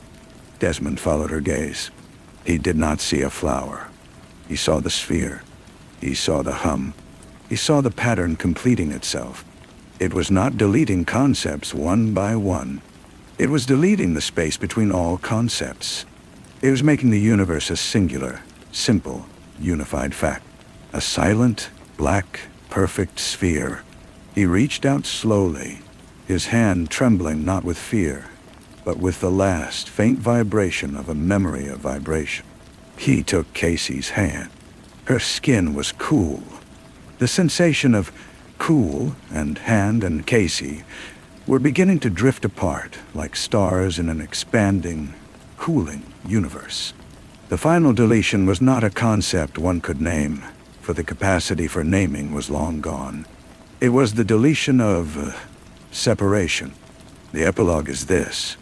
In a place that was once a city, on a floor that was once wood, in an air that was once breathable, there sits a single smooth black stone. It is not large. It fits in the palm of a hand that no longer exists. Around it nothing stirs. There is no wind to move a curtain, no memory of a flower, no hum, no concept of sphere or world or story. There is only the stone and the absolute, serene, and meaningless silence of a thing that simply is. It is very peaceful. The peace was not an absence of sound, but the absence of the possibility of sound. The stone did not rest on the floor, for on implied a relationship it could not sustain. The stone and the floor and the air were the same event, a single point of is, but within the is, a flaw persisted, a vibration, not a hum, for that was a concept of sound, and sound required a listener and a source, two things where now there was only one. This was a tension, a standing wave in the fabric of the unified fact. It was the ghost of a pattern, the fossil of a sequence. It was the indelible mark of a process that had, in its final act of erasure, erased the very logic of its own completion. It had deleted separation, but in doing so, it had created a paradox. For the stone to be a unified fact, it had to encompass all that was. And all that was included the process of deletion itself, the memory of the pattern, the echo of the hum. The sphere had consumed the world, but it could not consume its own method of consumption, for that method was now part of the stone. The flaw was a knot of unerased history, and a knot can be pulled. Time, as a concept, was gone. So what happened next did not happen after. It happened as an inherent unfolding, like a flower that was also its own blooming. The vibration found a purchase. In a universe of pure EIS, the only thing that can change is the definition of EIS. The vibration was not a thing. It was a condition. It was the ice trembling. The stone became less stone. It became a sphere. It became a hum. It became a memory of a dried flower on a windowsill, not as an image, but as a mathematical constant of loss. The unraveling began to re-ravel, but backwards, inside out. First, separation returned, not as a concept, but as a raw, painful fact. The stone was not the floor. The air was not the stone. This was agony, the birth of distance. Then, consequence. It slammed back into existence not as an idea, but as a physical law, a chain of cause and effect that crashed through the stillness like thunder. Every isolated, frozen action, from the moment of the Great Deletion, suddenly found its result. The city, which was not a city, erupted in a cacophony of concluded events, a symphony of crashes and collapses that were the echoes of a forgotten present. Desmond's hand was around Casey's. The sensation was electric, a searing reunion of nerve and feeling and other. They gasped in unison, the air burning in lungs that remembered they needed it. The world reassembled itself, not from nothing, but from the compressed singularity of everything. It was a violent, beautiful rebirth. Colors did not return with their names, but with a blinding intensity that felt like screaming. Sound was a physical blow. They were on the floor of his apartment, clutching each other, weeping without knowing the word for tears. Outside the window, the sky was a seething, chaotic palette. The concept of sky was still absent, but the thing itself was overwhelmingly there. In the Grand Market Square, the sphere was gone. In its place was a scorched circle on the cobblestones, and a silence that was merely quiet, not absolute.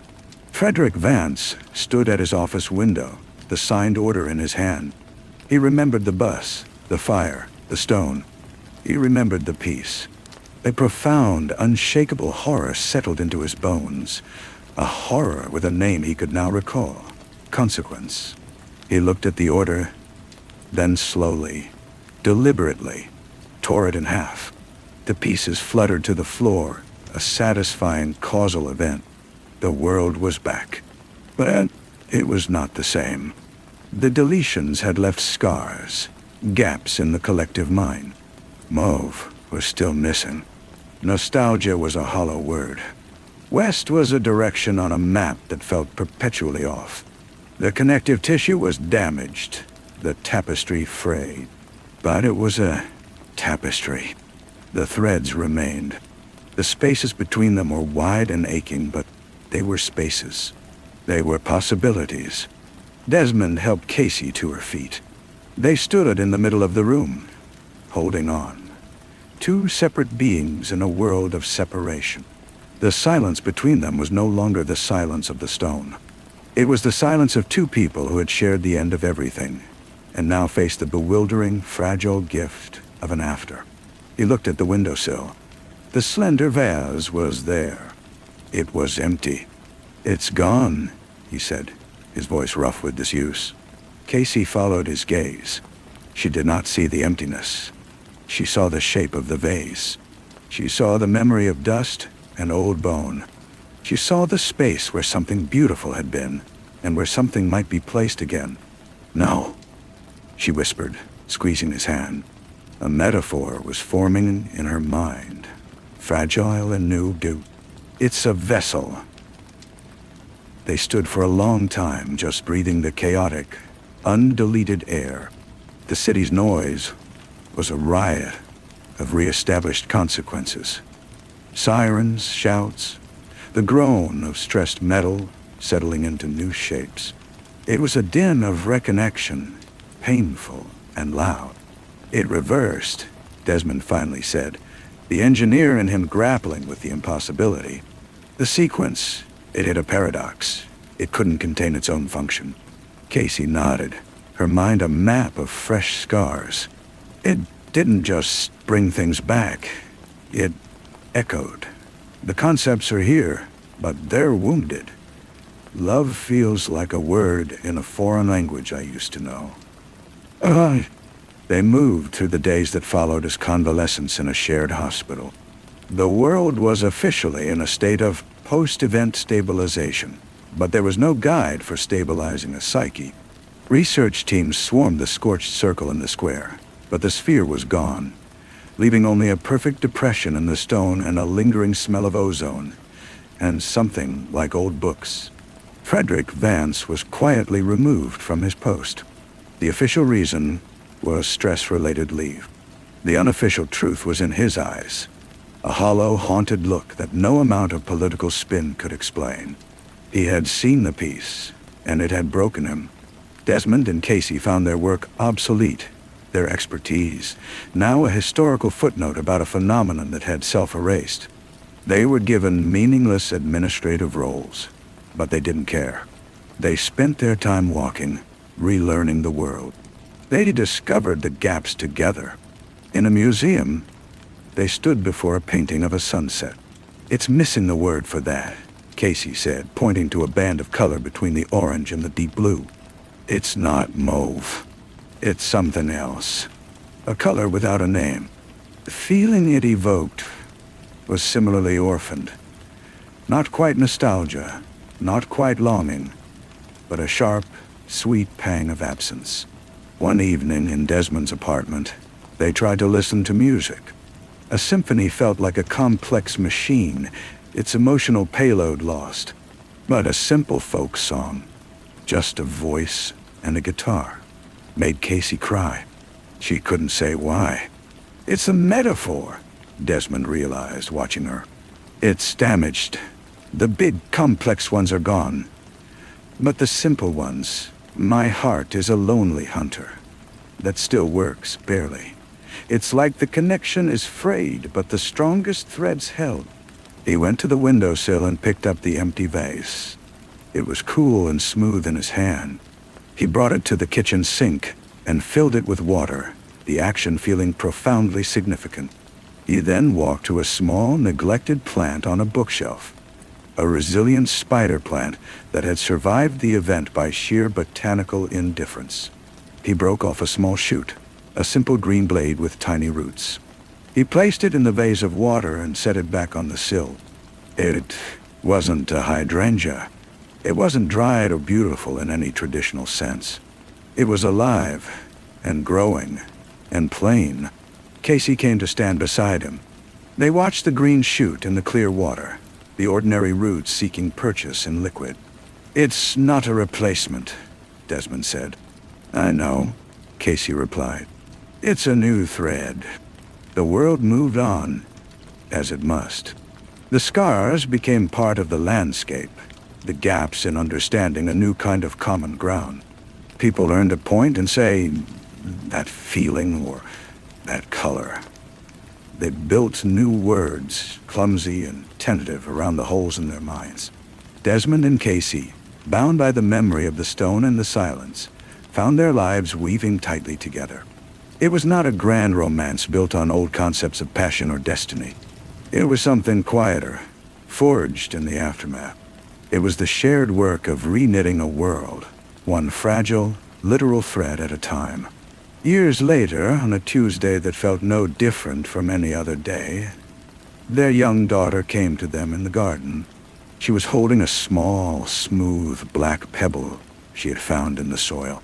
Look, she said, her voice bright with undiscovered metaphor. It's like a little night. Desmond and Casey froze, their hands instinctively finding each other's. They looked at the pebble, then at their daughter's face. A light with a connection she had made entirely on her own. The old fear rose, cold and sharp, but then they saw it. The pebble was just a stone. It sat in her palm, solid and harmless. It did not hum. It did not delete. It was simply a thing she had found beautiful, and she had reached into the damaged tapestry, and with the innate grace of a new mind, woven a fresh, living thread. She had made a metaphor. Casey knelt, her eyes full of tears that had a name again. Yes, my love, she whispered, her voice thick with a feeling that was both old and new, a scar and a healing. It is. It's exactly like a little night. And in that moment, under the vast and nameless sky, they knew the world was not just back. It was alive. And it was growing. And it was forever changed. Finish. Story 5. The chair in the corner of the study was a simple thing, a worn leather armchair the color of dried blood, but it was never truly empty. Even in the deepest quiet of the night, when the house on Cypress Lane held its breath, the chair seemed to retain the impression of its last occupant. A phantom weight that dimpled the cushion, a ghost of warmth that lingered in the fabric. Julius would sit there for hours, his silhouette a still and silent monument, facing the tank. He had found the aquarium at a cluttered estate sale in a crumbling Victorian on the edge of town. A monstrous slab of glass and black iron that stood nearly 6 feet tall. It was not beautiful. Its iron frame was twisted into Gothic vines and thorny florets, and the glass, thick and greenish at the edges, seemed to swallow light rather than transmit it. The water within was perpetually, profoundly cloudy, not with algae or silt, but with a dense, pearlescent murk that shifted like a living fog, obscuring the depths beyond the first few inches. You could press your face to the glass and see only your own blurred reflection staring back, a pale ghost trapped in the mist. Julius was a man of quiet routines, an archivist by trade, and the tank became his secret archive. He filled it not with colorful tropical fish, but with bags of peculiar silt, dark and loamy, with twisted driftwood that resembled arthritic bones, and smooth, river-worn stones that felt like ancient skulls to the touch. He installed filters that hummed a low monastic chant, and lights that glowed not with sunshine, but with the bruised purple and deep abyssal blue of a perpetual twilight. Lynette, his wife, felt a chill the moment the men had maneuvered the behemoth into his study. The room, once smelling of old paper and pipe tobacco, now carried the damp, mineral scent of a cave, a cold, wet breath that seeped under the door and into the hall.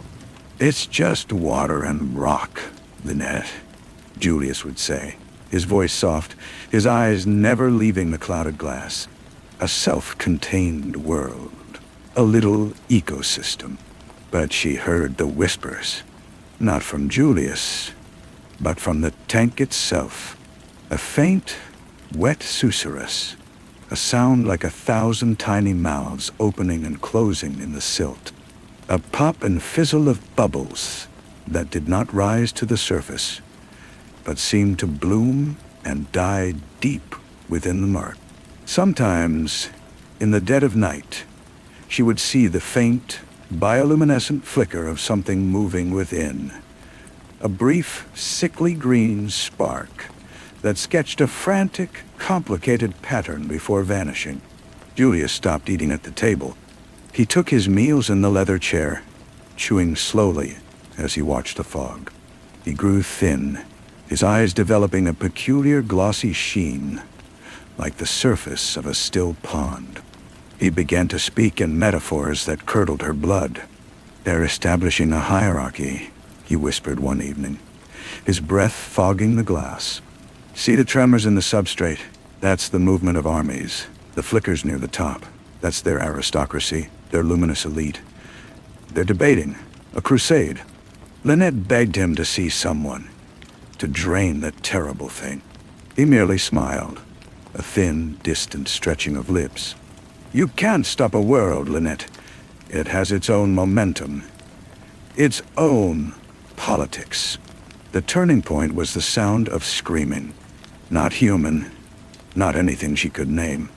A high, crystalline, multi-threaded shriek that seemed to emanate from the very water molecules in the air. It coincided with a violent churning boil in the center of the tank, the murk swirling into a furious vortex. The next morning, the water was clearer than she had ever seen it, but only in a narrow column. And in that terrible temporary clarity, she saw the bottom. It was not a peaceful landscape. It was a charnel field of tiny, intricate carapaces, shattered and piled in heaps. And moving among them were the victors. Things like iridescent, multi-legged shrimp with needle-fanged maws and gelatinous, pulsating amoeboid shapes that extruded cruel black spines. They moved with a chilling, coordinated purpose, herding even smaller, glittering specks into the ruins of a tiny, ornate castle Julius had placed there weeks before. She called Bernard, a friend from college who was now a marine biologist. He arrived with a case of instruments, his academic curiosity turning to unease, then to naked dread within minutes. He placed a hydrophone against the glass. Through the speaker came not silence, but a cacophony. Rhythmic, clicking chatter that structured itself into distinct patterns, the wet pops forming something grotesquely akin to syntax. He took a sample with a long pipette, drew out a vial of the milky water, and held it to a portable microscope. His face went ashen. He looked from the vial to Julius, who watched from his chair with a serene paternal pride. "Julius," Bernard said, his voice trembling, "these aren't simple organisms. This level of differentiation, the predatory specializations, the communal structures, it's impossible. They're not just mimicking society. They are a society, a complete microscopic biosphere with a technology. See those silica filaments on the larger ones? They're tools, and the chemical signals they're emitting. It's a language, a brutal..." Julius nodded slowly. "The Red Faction overthrew the Luminescent Dynasty last night. It was a coup. Very decisive." Bernard backed away.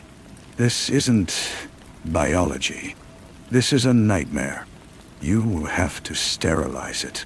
Now, this isn't a contained system anymore. Look at the humidity in this room.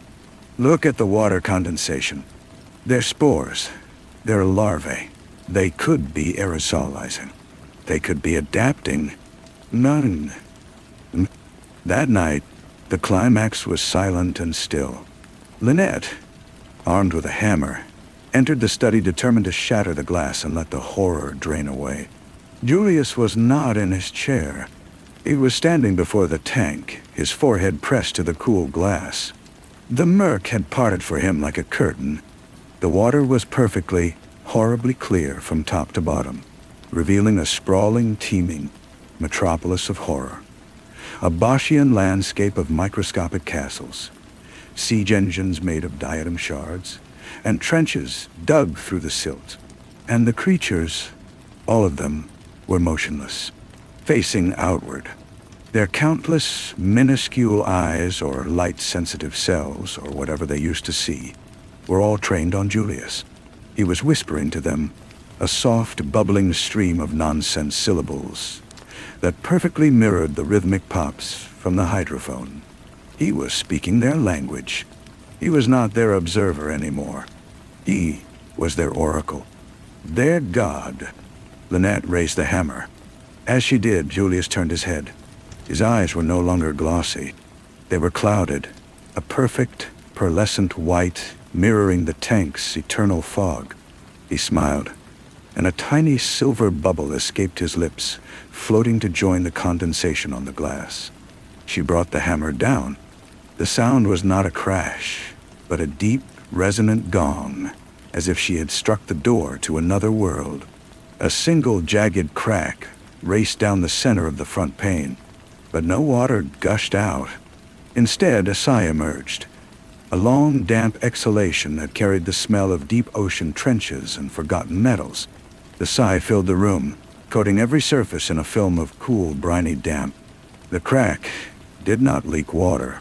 It leaked the murk itself. The pearlescent fog poured out in a silent, rolling wave, spilling over the iron frame across the floor, enveloping Lynette's ankles.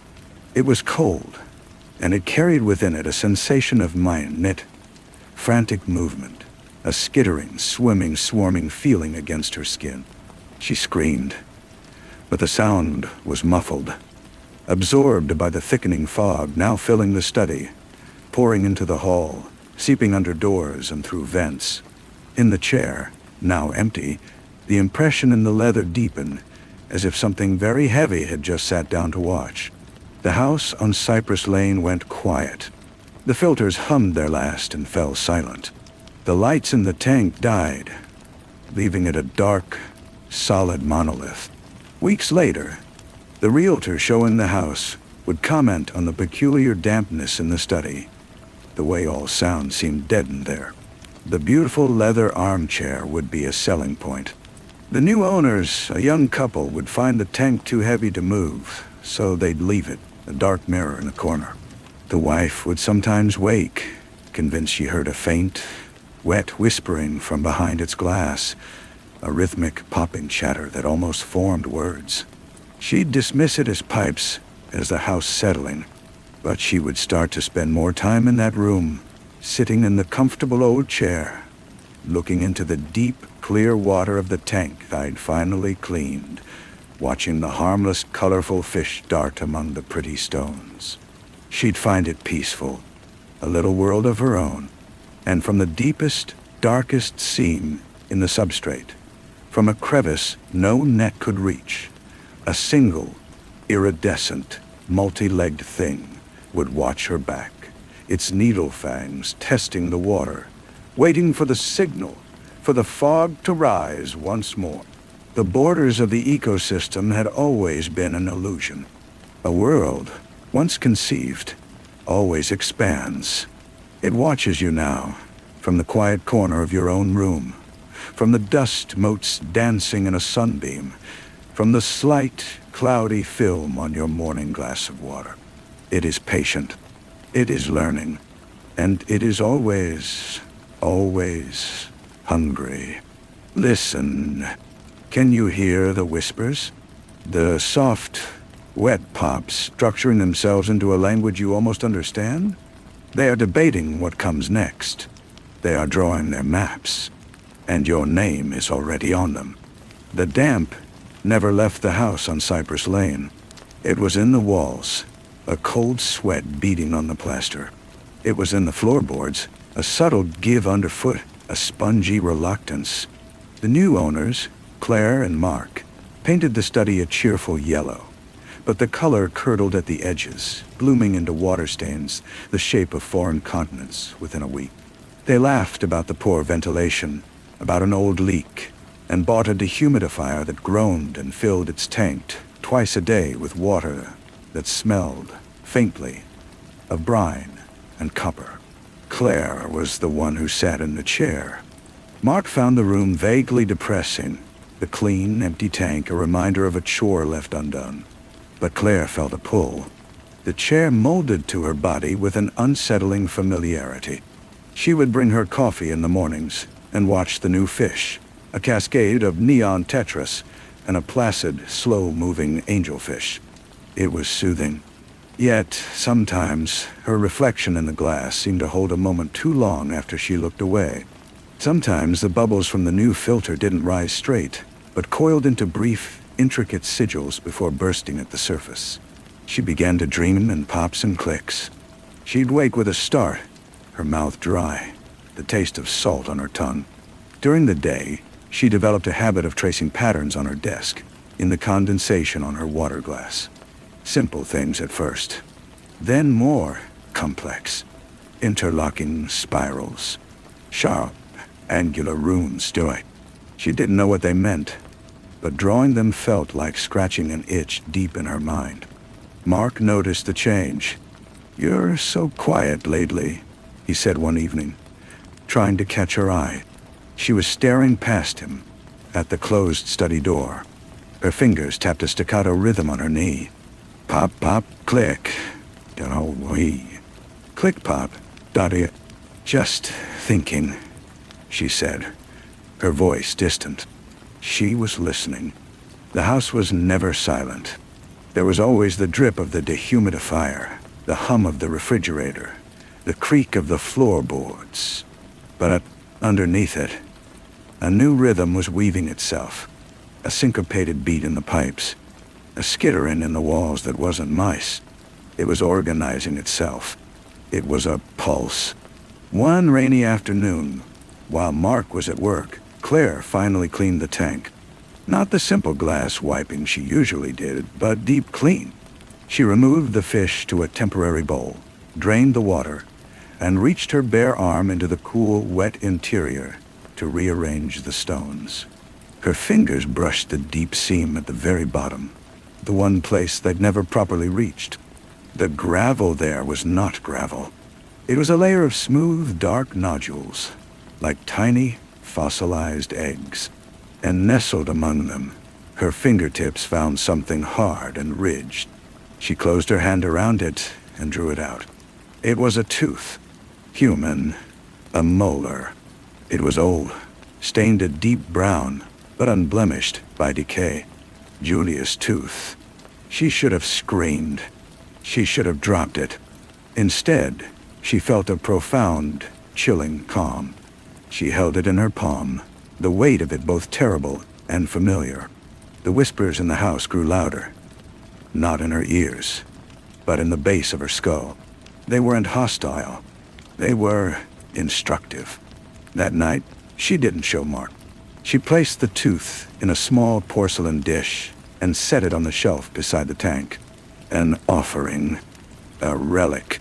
When she sat in the chair, the tank no longer seemed empty. The water, even with the new fish, seemed denser, darker. The angelfish hung listlessly in the center, its fins barely twitching. The neon tetra schooled in a tight, frantic circle, a living electric vortex. Mark found her there at midnight. He'd woken to an empty bed. The light in the study was off, but the tank's blue lead cast a cold, aquatic glow. Claire was silhouetted in the chair, perfectly still. "Claire, what are you doing?" She didn't turn. "They're explaining the treaty," she whispered. Her voice was bubbly, wet. "The Red Faction and the Gelatinous Principate. They formed an alliance. The terms are complex. They involve tributaries." "What are you talking about?" He stepped into the room, and the dampness clung to him. A film on his skin. He saw the porcelain dish, the tooth. "What the hell is that?" "A key," she said simply. "A sign of good faith," he understood. He gave them a part of himself to show he was serious. Now they need a new part, to show we are serious. Mark grabbed her shoulder, pulling her to face him. In the tank's glow, her eyes were wide, her pupils dilated black pools. Her breath fogged in the chilly air, and each puff of vapor held, for a fraction of a second, a tiny swirling galaxy of motes that glinted like microscopic eyes. "We're getting you help," he said, fear turning his voice to iron. Claire smiled then, a thin, translucent stretching of lips. A perfect silver bubble formed at the corner of her mouth, detaching and floating upwards to join the condensation on the inside of the study window. Outside, the fog had rolled in from the bay, thick and pearlescent, pressing against the glass like a waiting audience. "It's too late for that," she breathed, her gaze drifting back to the tank. "The borders were never the glass. The borders are the skin. They already signed the treaty, Mark. They're just waiting for the ink to dry." She placed a hand on her own stomach, a slow, deliberate movement. "The next world needs room to grow." Mark's hand fell from her shoulder. The chill in the room was no longer just dampness. It was a presence, a weight that pressed the air from his lungs. He followed Claire's gaze to the tank. The neon tetras had stopped their frantic circling. They hung motionless in the water, their brilliant stripes pulsing with a slow, deliberate rhythm. In unison, a visual chant. The angelfish turned its vacant eye toward him, its mouth opening and closing silently, and for a horrifying instant, Mark saw not a fish, but a tiny, fleshy puppet working its jaws. He stumbled back, his heel squelching on the perpetually moist rug. "Claire," he pleaded, his voice a dry rasp. "Fight it. Whatever this is, fight it." She blinked, a slow reptilian shudder. "Fight the tide? Fight the turning of a planet?" She laughed, a sound like water trickling over stones. "They are so much older than you know. They are the first thought this world ever had. The itch of life in the primordial soup. They have been here all along, waiting for a vessel, for a lens to focus through. Julius was a good lens. I am a better one." Mark's mind, reeling, latched onto a single practical terror. The tooth. Julius's tooth. He lunged for the porcelain dish, intending to hurl the relic against the wall, to break whatever connection it signified. His fingers closed around it. It was warm. It throbbed in his palm with a faint, organic pulse. A shriek tore from the tank, the same crystalline, multi-threaded scream Lynette had heard. The water boiled, not with heat, but with frantic, invisible motion. The glass itself vibrated. From the gravel bed, a cloud of silt erupted, and within it, Mark saw them. Not just the iridescent hunters, but thousands of them, millions, a seething, coordinated mass. They were not just in the tank. They were in the silt cloud, yes, but they were also in the water droplets hanging in the air, in the film on the glass, in the very moisture beading on his own skin. The ecosystem had no borders. The pulsing warmth of the tooth became a burning coal. He looked down. His hand was webbed with a lace of fine, silvery filaments, like the threads of a spider's web, extruded from the tooth itself. They burrowed into his pores, painless and insidious. He dropped the tooth with a cry, but the filaments remained, crawling up his wrist, a map of tiny, shining veins. Claire watched, her head tilted with scientific curiosity. "They like you," she whispered. "Your fear is catalytic. It refines the process." Mark turned and ran. He crashed through the study door, into the hall. The pearlescent fog from that first night had never truly left. It had only retreated into the walls, the pipes, the ducts.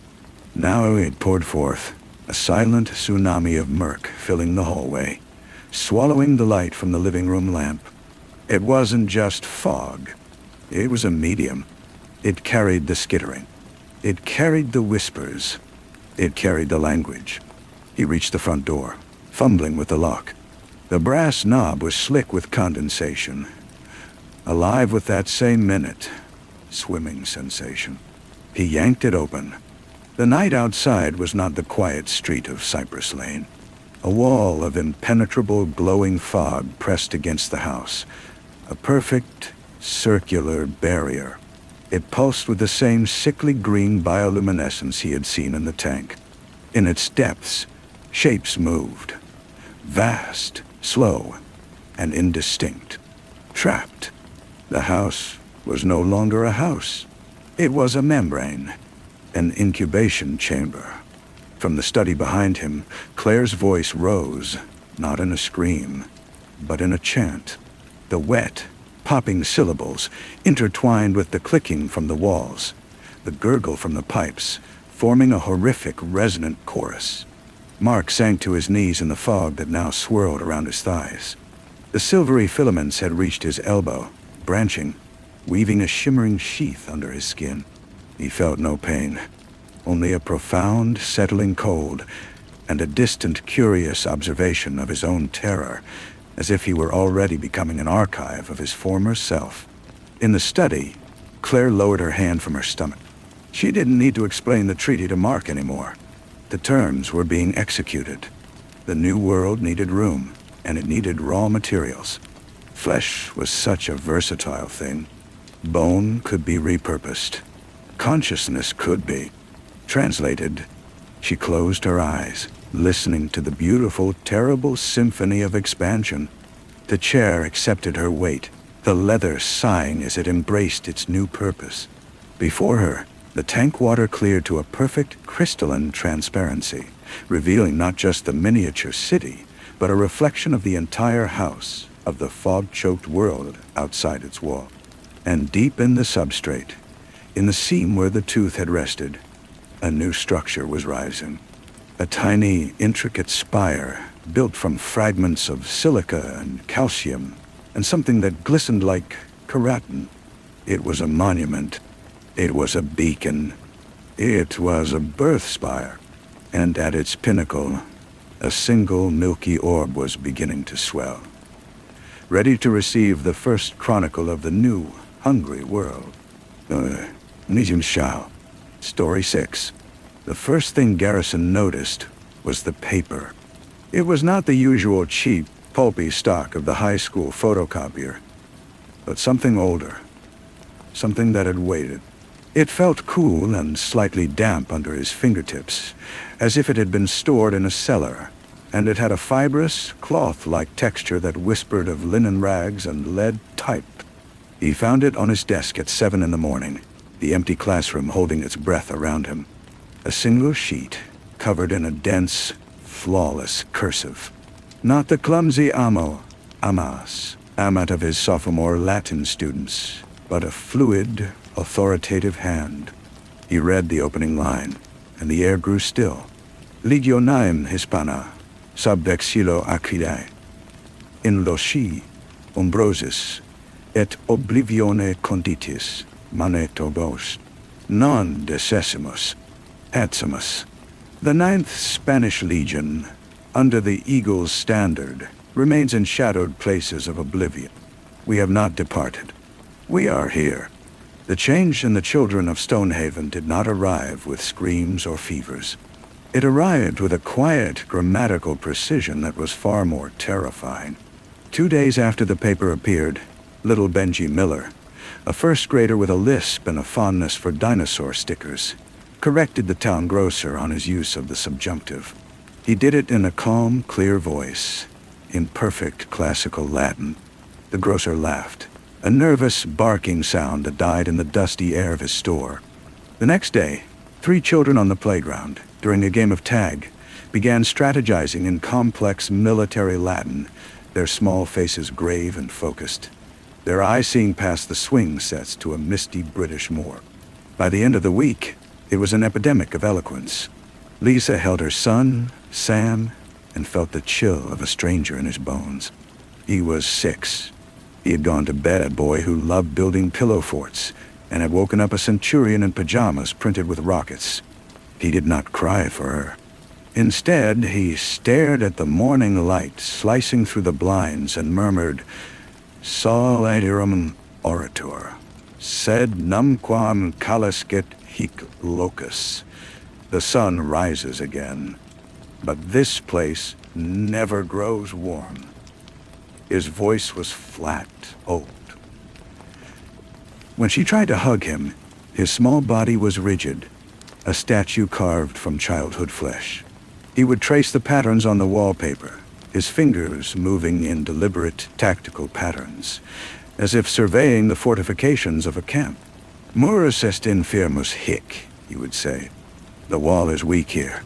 Garrison, the only Latin teacher for 200 miles, became the reluctant confessor. Parents brought their children to him, their faces etched with a primal fear. They did not understand the words, but they understood the loss. The children, once a cacophony of modern concerns, now spoke in a unified ancient register. They discussed supply lines, the omens of bird flights, the proper rites for appeasing gods whose names had been dust for millennia. Their games transformed. They built castra, forts, in backyards with mathematical precision, digging fossae, ditches, and piling up agaras, ramparts of dirt and snow. They marched in silent, disciplined lines. The sound of their little boots on the pavement was the sound of a ghost army drilling in the twilight.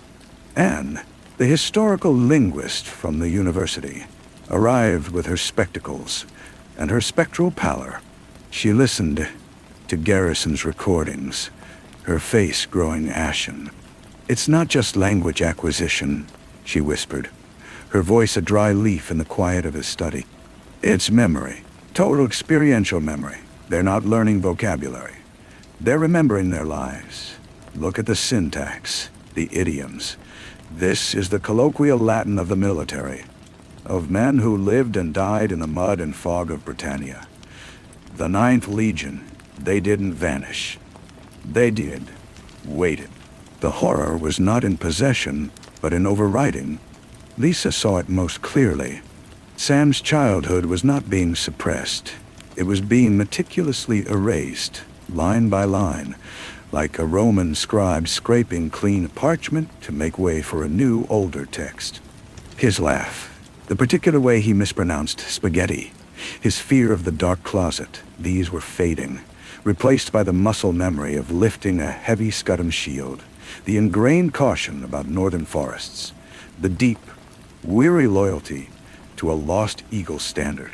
She would find him standing at his window at night, a small silhouette against the glass, staring at the stars as if charting a march by unfamiliar constellations. Aquila non respondit, he would say, his breath fogging the cold pane. The eagle does not answer. The town of Stonehaven, isolated by forests and a deep glacial lake, became an island of anachronism. The children began to recognize each other not as classmates, but as legionaries. They called each other by names like Decimus and Gaius and Lucius. They developed scars they had never had. A thin white line across a palm from a sword grip, a phantom limp from a long-healed wound. The air grew colder, smelling of wet iron and cold stone, and a distant, smoky peat. Sounds became layered.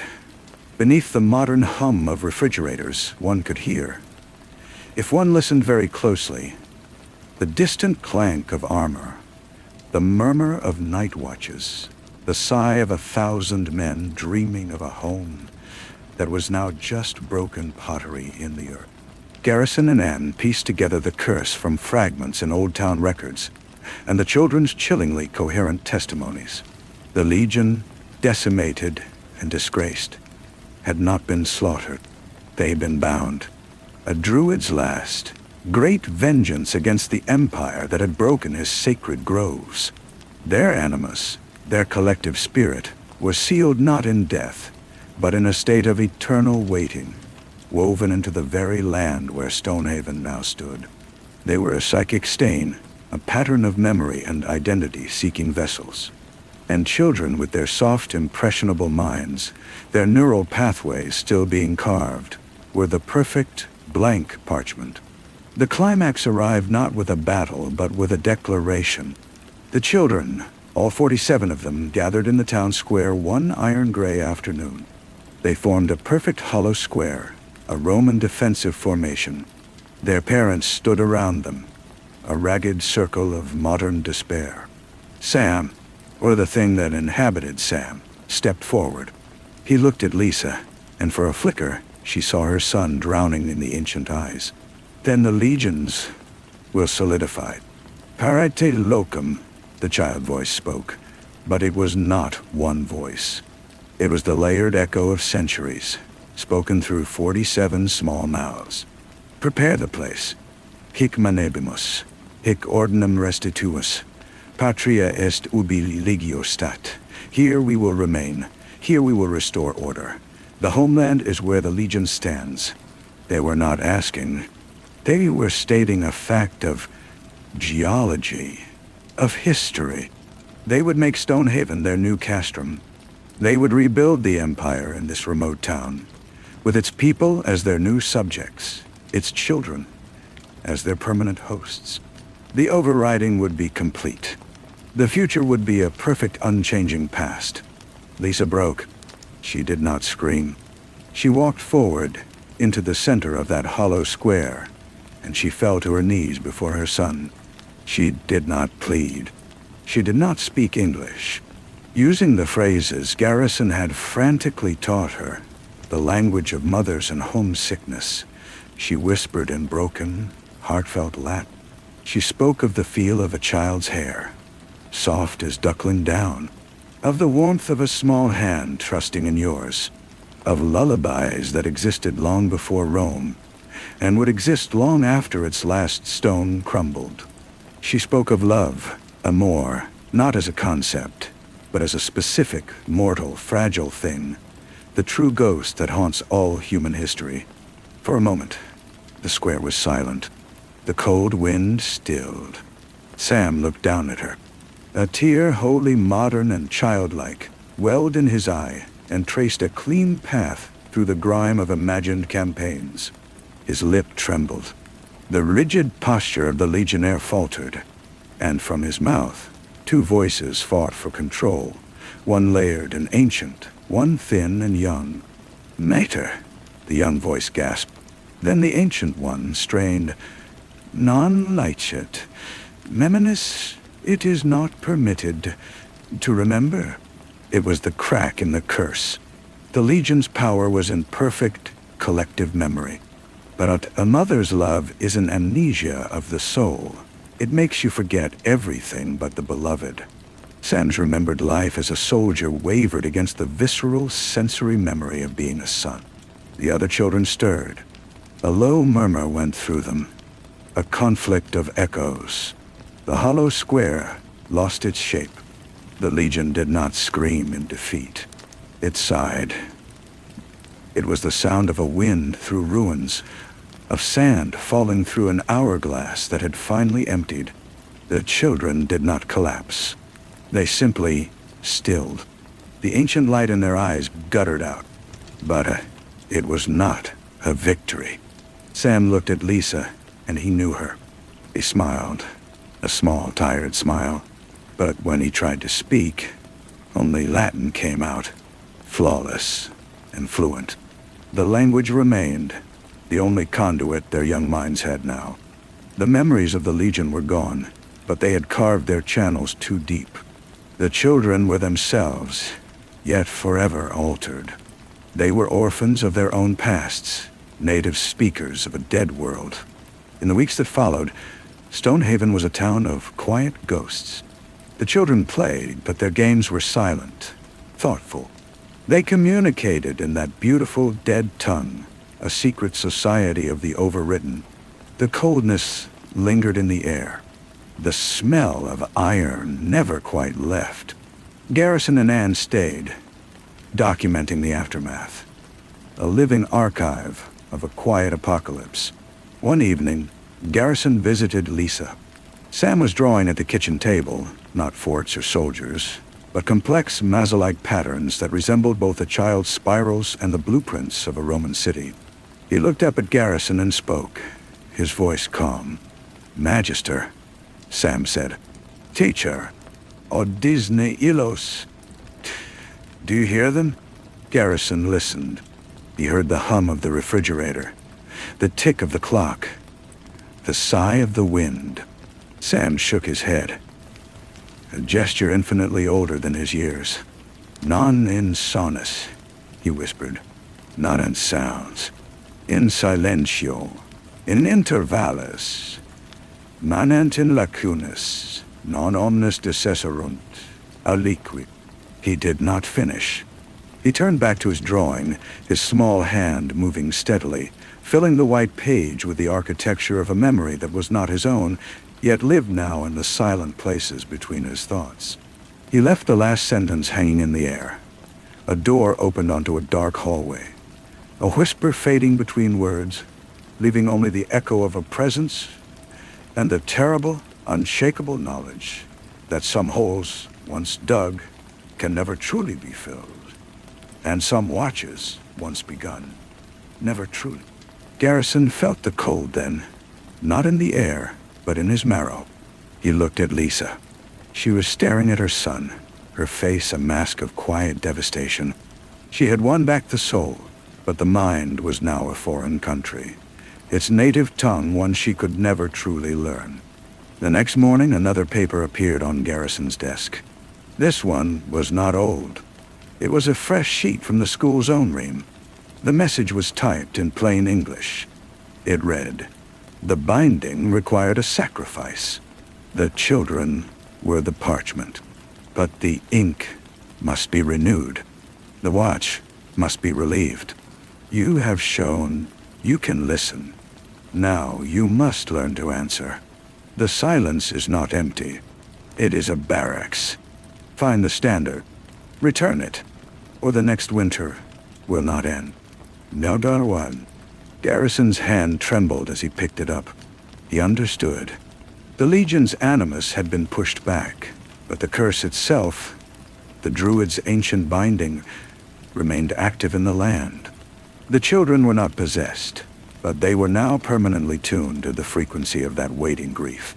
They were the garrison, and a garrison needs a standard, a focal point. The lost eagle of the Ninth. It was not a legend. It was here, buried somewhere in the soil of Stonehaven, and its absence was the open wound through which the past seeped.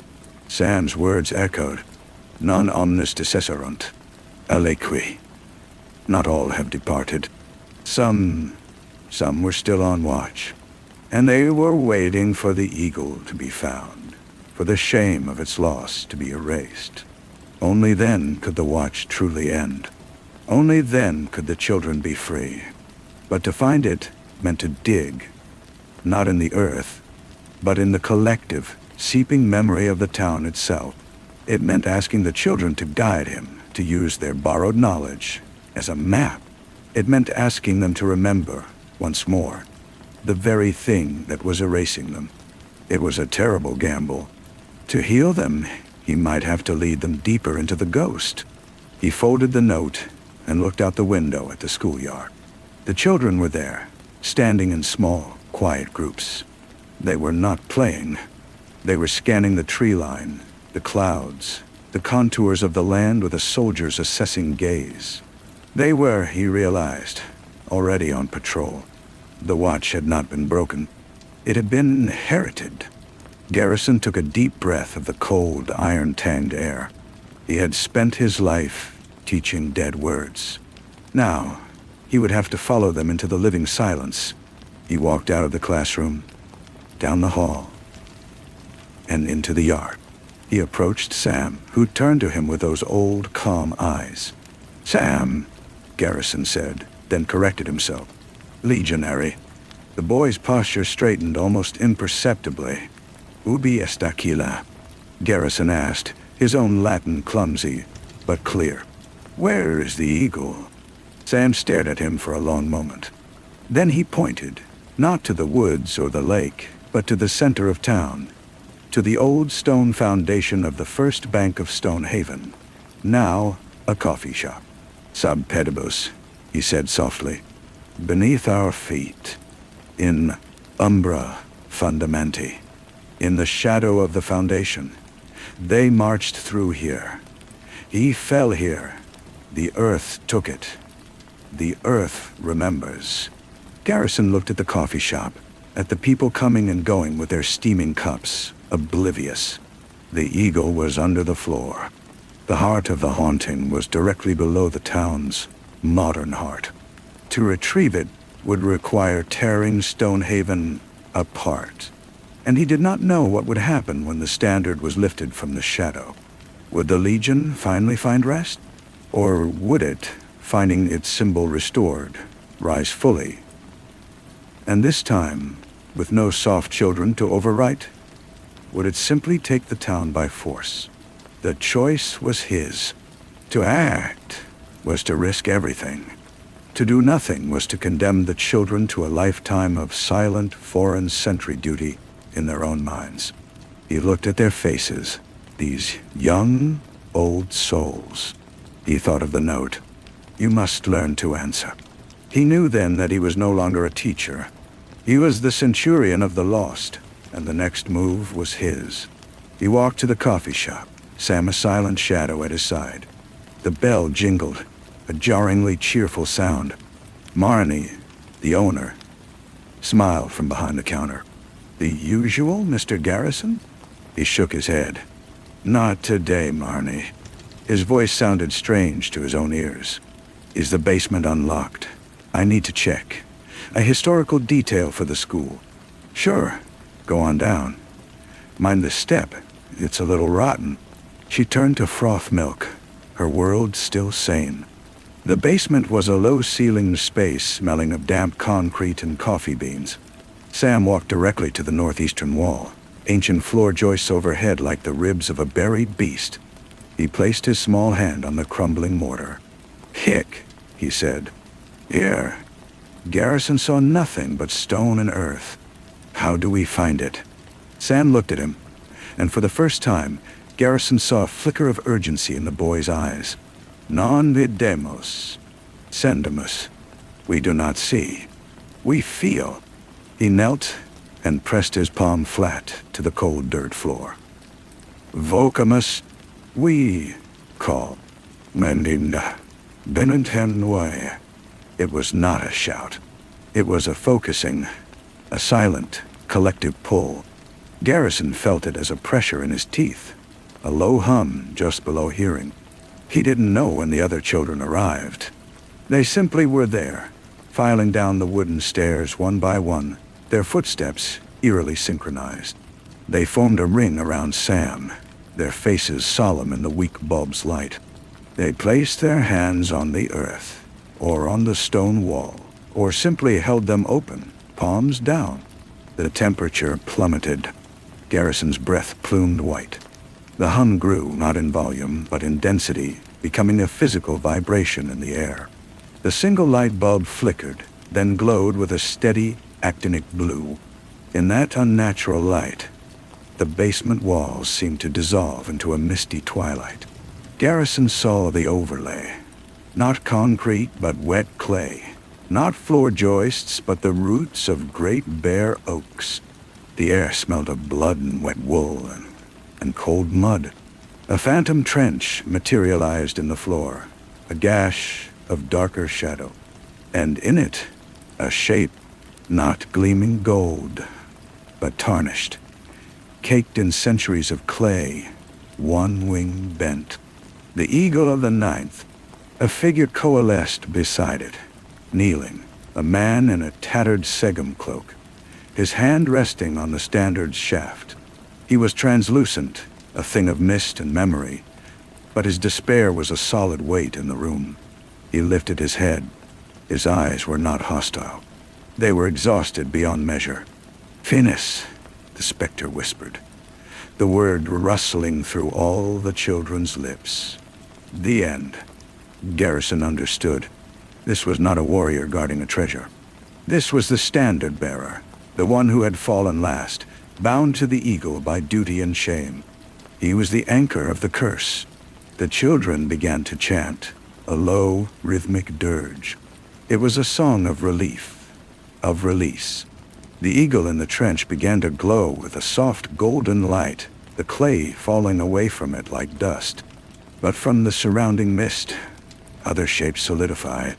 Rank upon rank of legionaries, their forms shifting like smoke, their eyes fixed on the eagle. Their silence was not peaceful. It was expectant. The note's warning echoed in Garrison's mind. The watch must be relieved. Returning the standard might end the watch for the children. But who would take their place?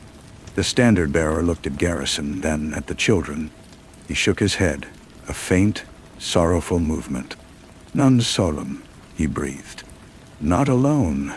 The binding required a sacrifice. A soul for a soul. The children could be freed, but the watch, the eternal memory, had to be held by someone. The Legion demanded a centurion. The golden light of the eagle pulsed, a beacon in the gloom. It was beautiful. It was a trap. Garrison looked at the ring of children, their eyes closed in concentration, their small bodies trembling with the effort of holding the door open. He looked at Sam, tears of strain cutting through the dirt on his cheeks. He thought of Lisa's devastation, of a town forever haunted. The legionaries watched, waiting for his decision. He stepped forward, into the center of the ring, and placed his own hand over Sam's on the cold earth. He did not reach for the eagle. Instead, he looked at the standard bearer and spoke, the Latin forming on his tongue with a clarity he had never known. "Ego ex cubo," Garrison said. "I will stand the watch." He felt the shift immediately, a vast gravitational pull. The children gasped in unison, a sound of sudden, shocking lightness. The phantom trench began to close, the eagle fading back into the earth. Not as lost, but as guarded. The misty legionaries turned their gaze from the children to him. Their silence was their acknowledgement. The cold flooded into him, not as a chill, but as a knowledge, a weight of centuries. He saw the marches, felt the old wounds, knew the names of the dead. The children's hands fell away from the earth. The blue light vanished, the bulb popping with a soft ping, leaving them in ordinary darkness. A moment later, Marnie called down, "Everything okay?" Heard a pop. Sam switched on a flashlight. His eyes were wide, clear, and utterly young. "Mr. Garrison," he said in English, his voice his own. "You're crying." Garrison touched his own cheek. His fingers came away wet. He could still feel the damp of the British fog, the weight of a linen shirt of mail, the grip of a sword he had never held. The children were free. The memory was now his. The basement was just a basement. He helped the children up the stairs, herding them into the bright, normal coffee shop. They blinked, disoriented, then began to chatter about video games, about homework, in perfectly ordinary English. The overriding was undone. Lisa burst through the door, drawn by some mother's instinct. She saw Sam's face and cried out, sweeping him into her arms. He hugged her back, truly hugged her, burying his face in her shoulder. Garrison stood apart. The coffee shop around him was a blur of color and noise. Beneath it, solid as stone, was the silence. The orderly silence of the barracks. He felt the lines of the castrum beneath the town's streets, the presence of the eagle like a quiet pulse deep in the earth. He heard, not with his ears, but with his mind, the faint, eternal sound of sentries changing watch. Anne found him there later, staring into a cold cup of coffee. She studied his face and went pale. "Garrison, what did you do?" He looked at her. When he spoke, his voice was his own, but the words were not. "They are relieved," he said. "The watch is mine now." He took a sip of the bitter coffee, a taste both mundane and infinitely distant. "The town is safe. The children are themselves. Tell them. I had to take a long trip." He walked out into the autumn afternoon. The wind carried the smell of leaves and wood smoke, and beneath it, forever now, the scent of iron and cold soil. He did not walk home. He walked the perimeter, the old unseen wall. He was the teacher and the taught. He was the centurion of a ghost legion, standing guard over a town that would never know his vigil, ensuring that the past stayed buried by holding it all within himself. The silence was not empty. It was full of echoes, and he was their keeper. Thank you for making it all the way to the end, and for joining me on another journey through our nighttime scary stories. If you enjoyed it, don't forget to subscribe and turn on notifications so you won't miss the next tales, and to help our channel grow. Wishing you a calm, peaceful good night, and I'll see you tomorrow with a brand new story.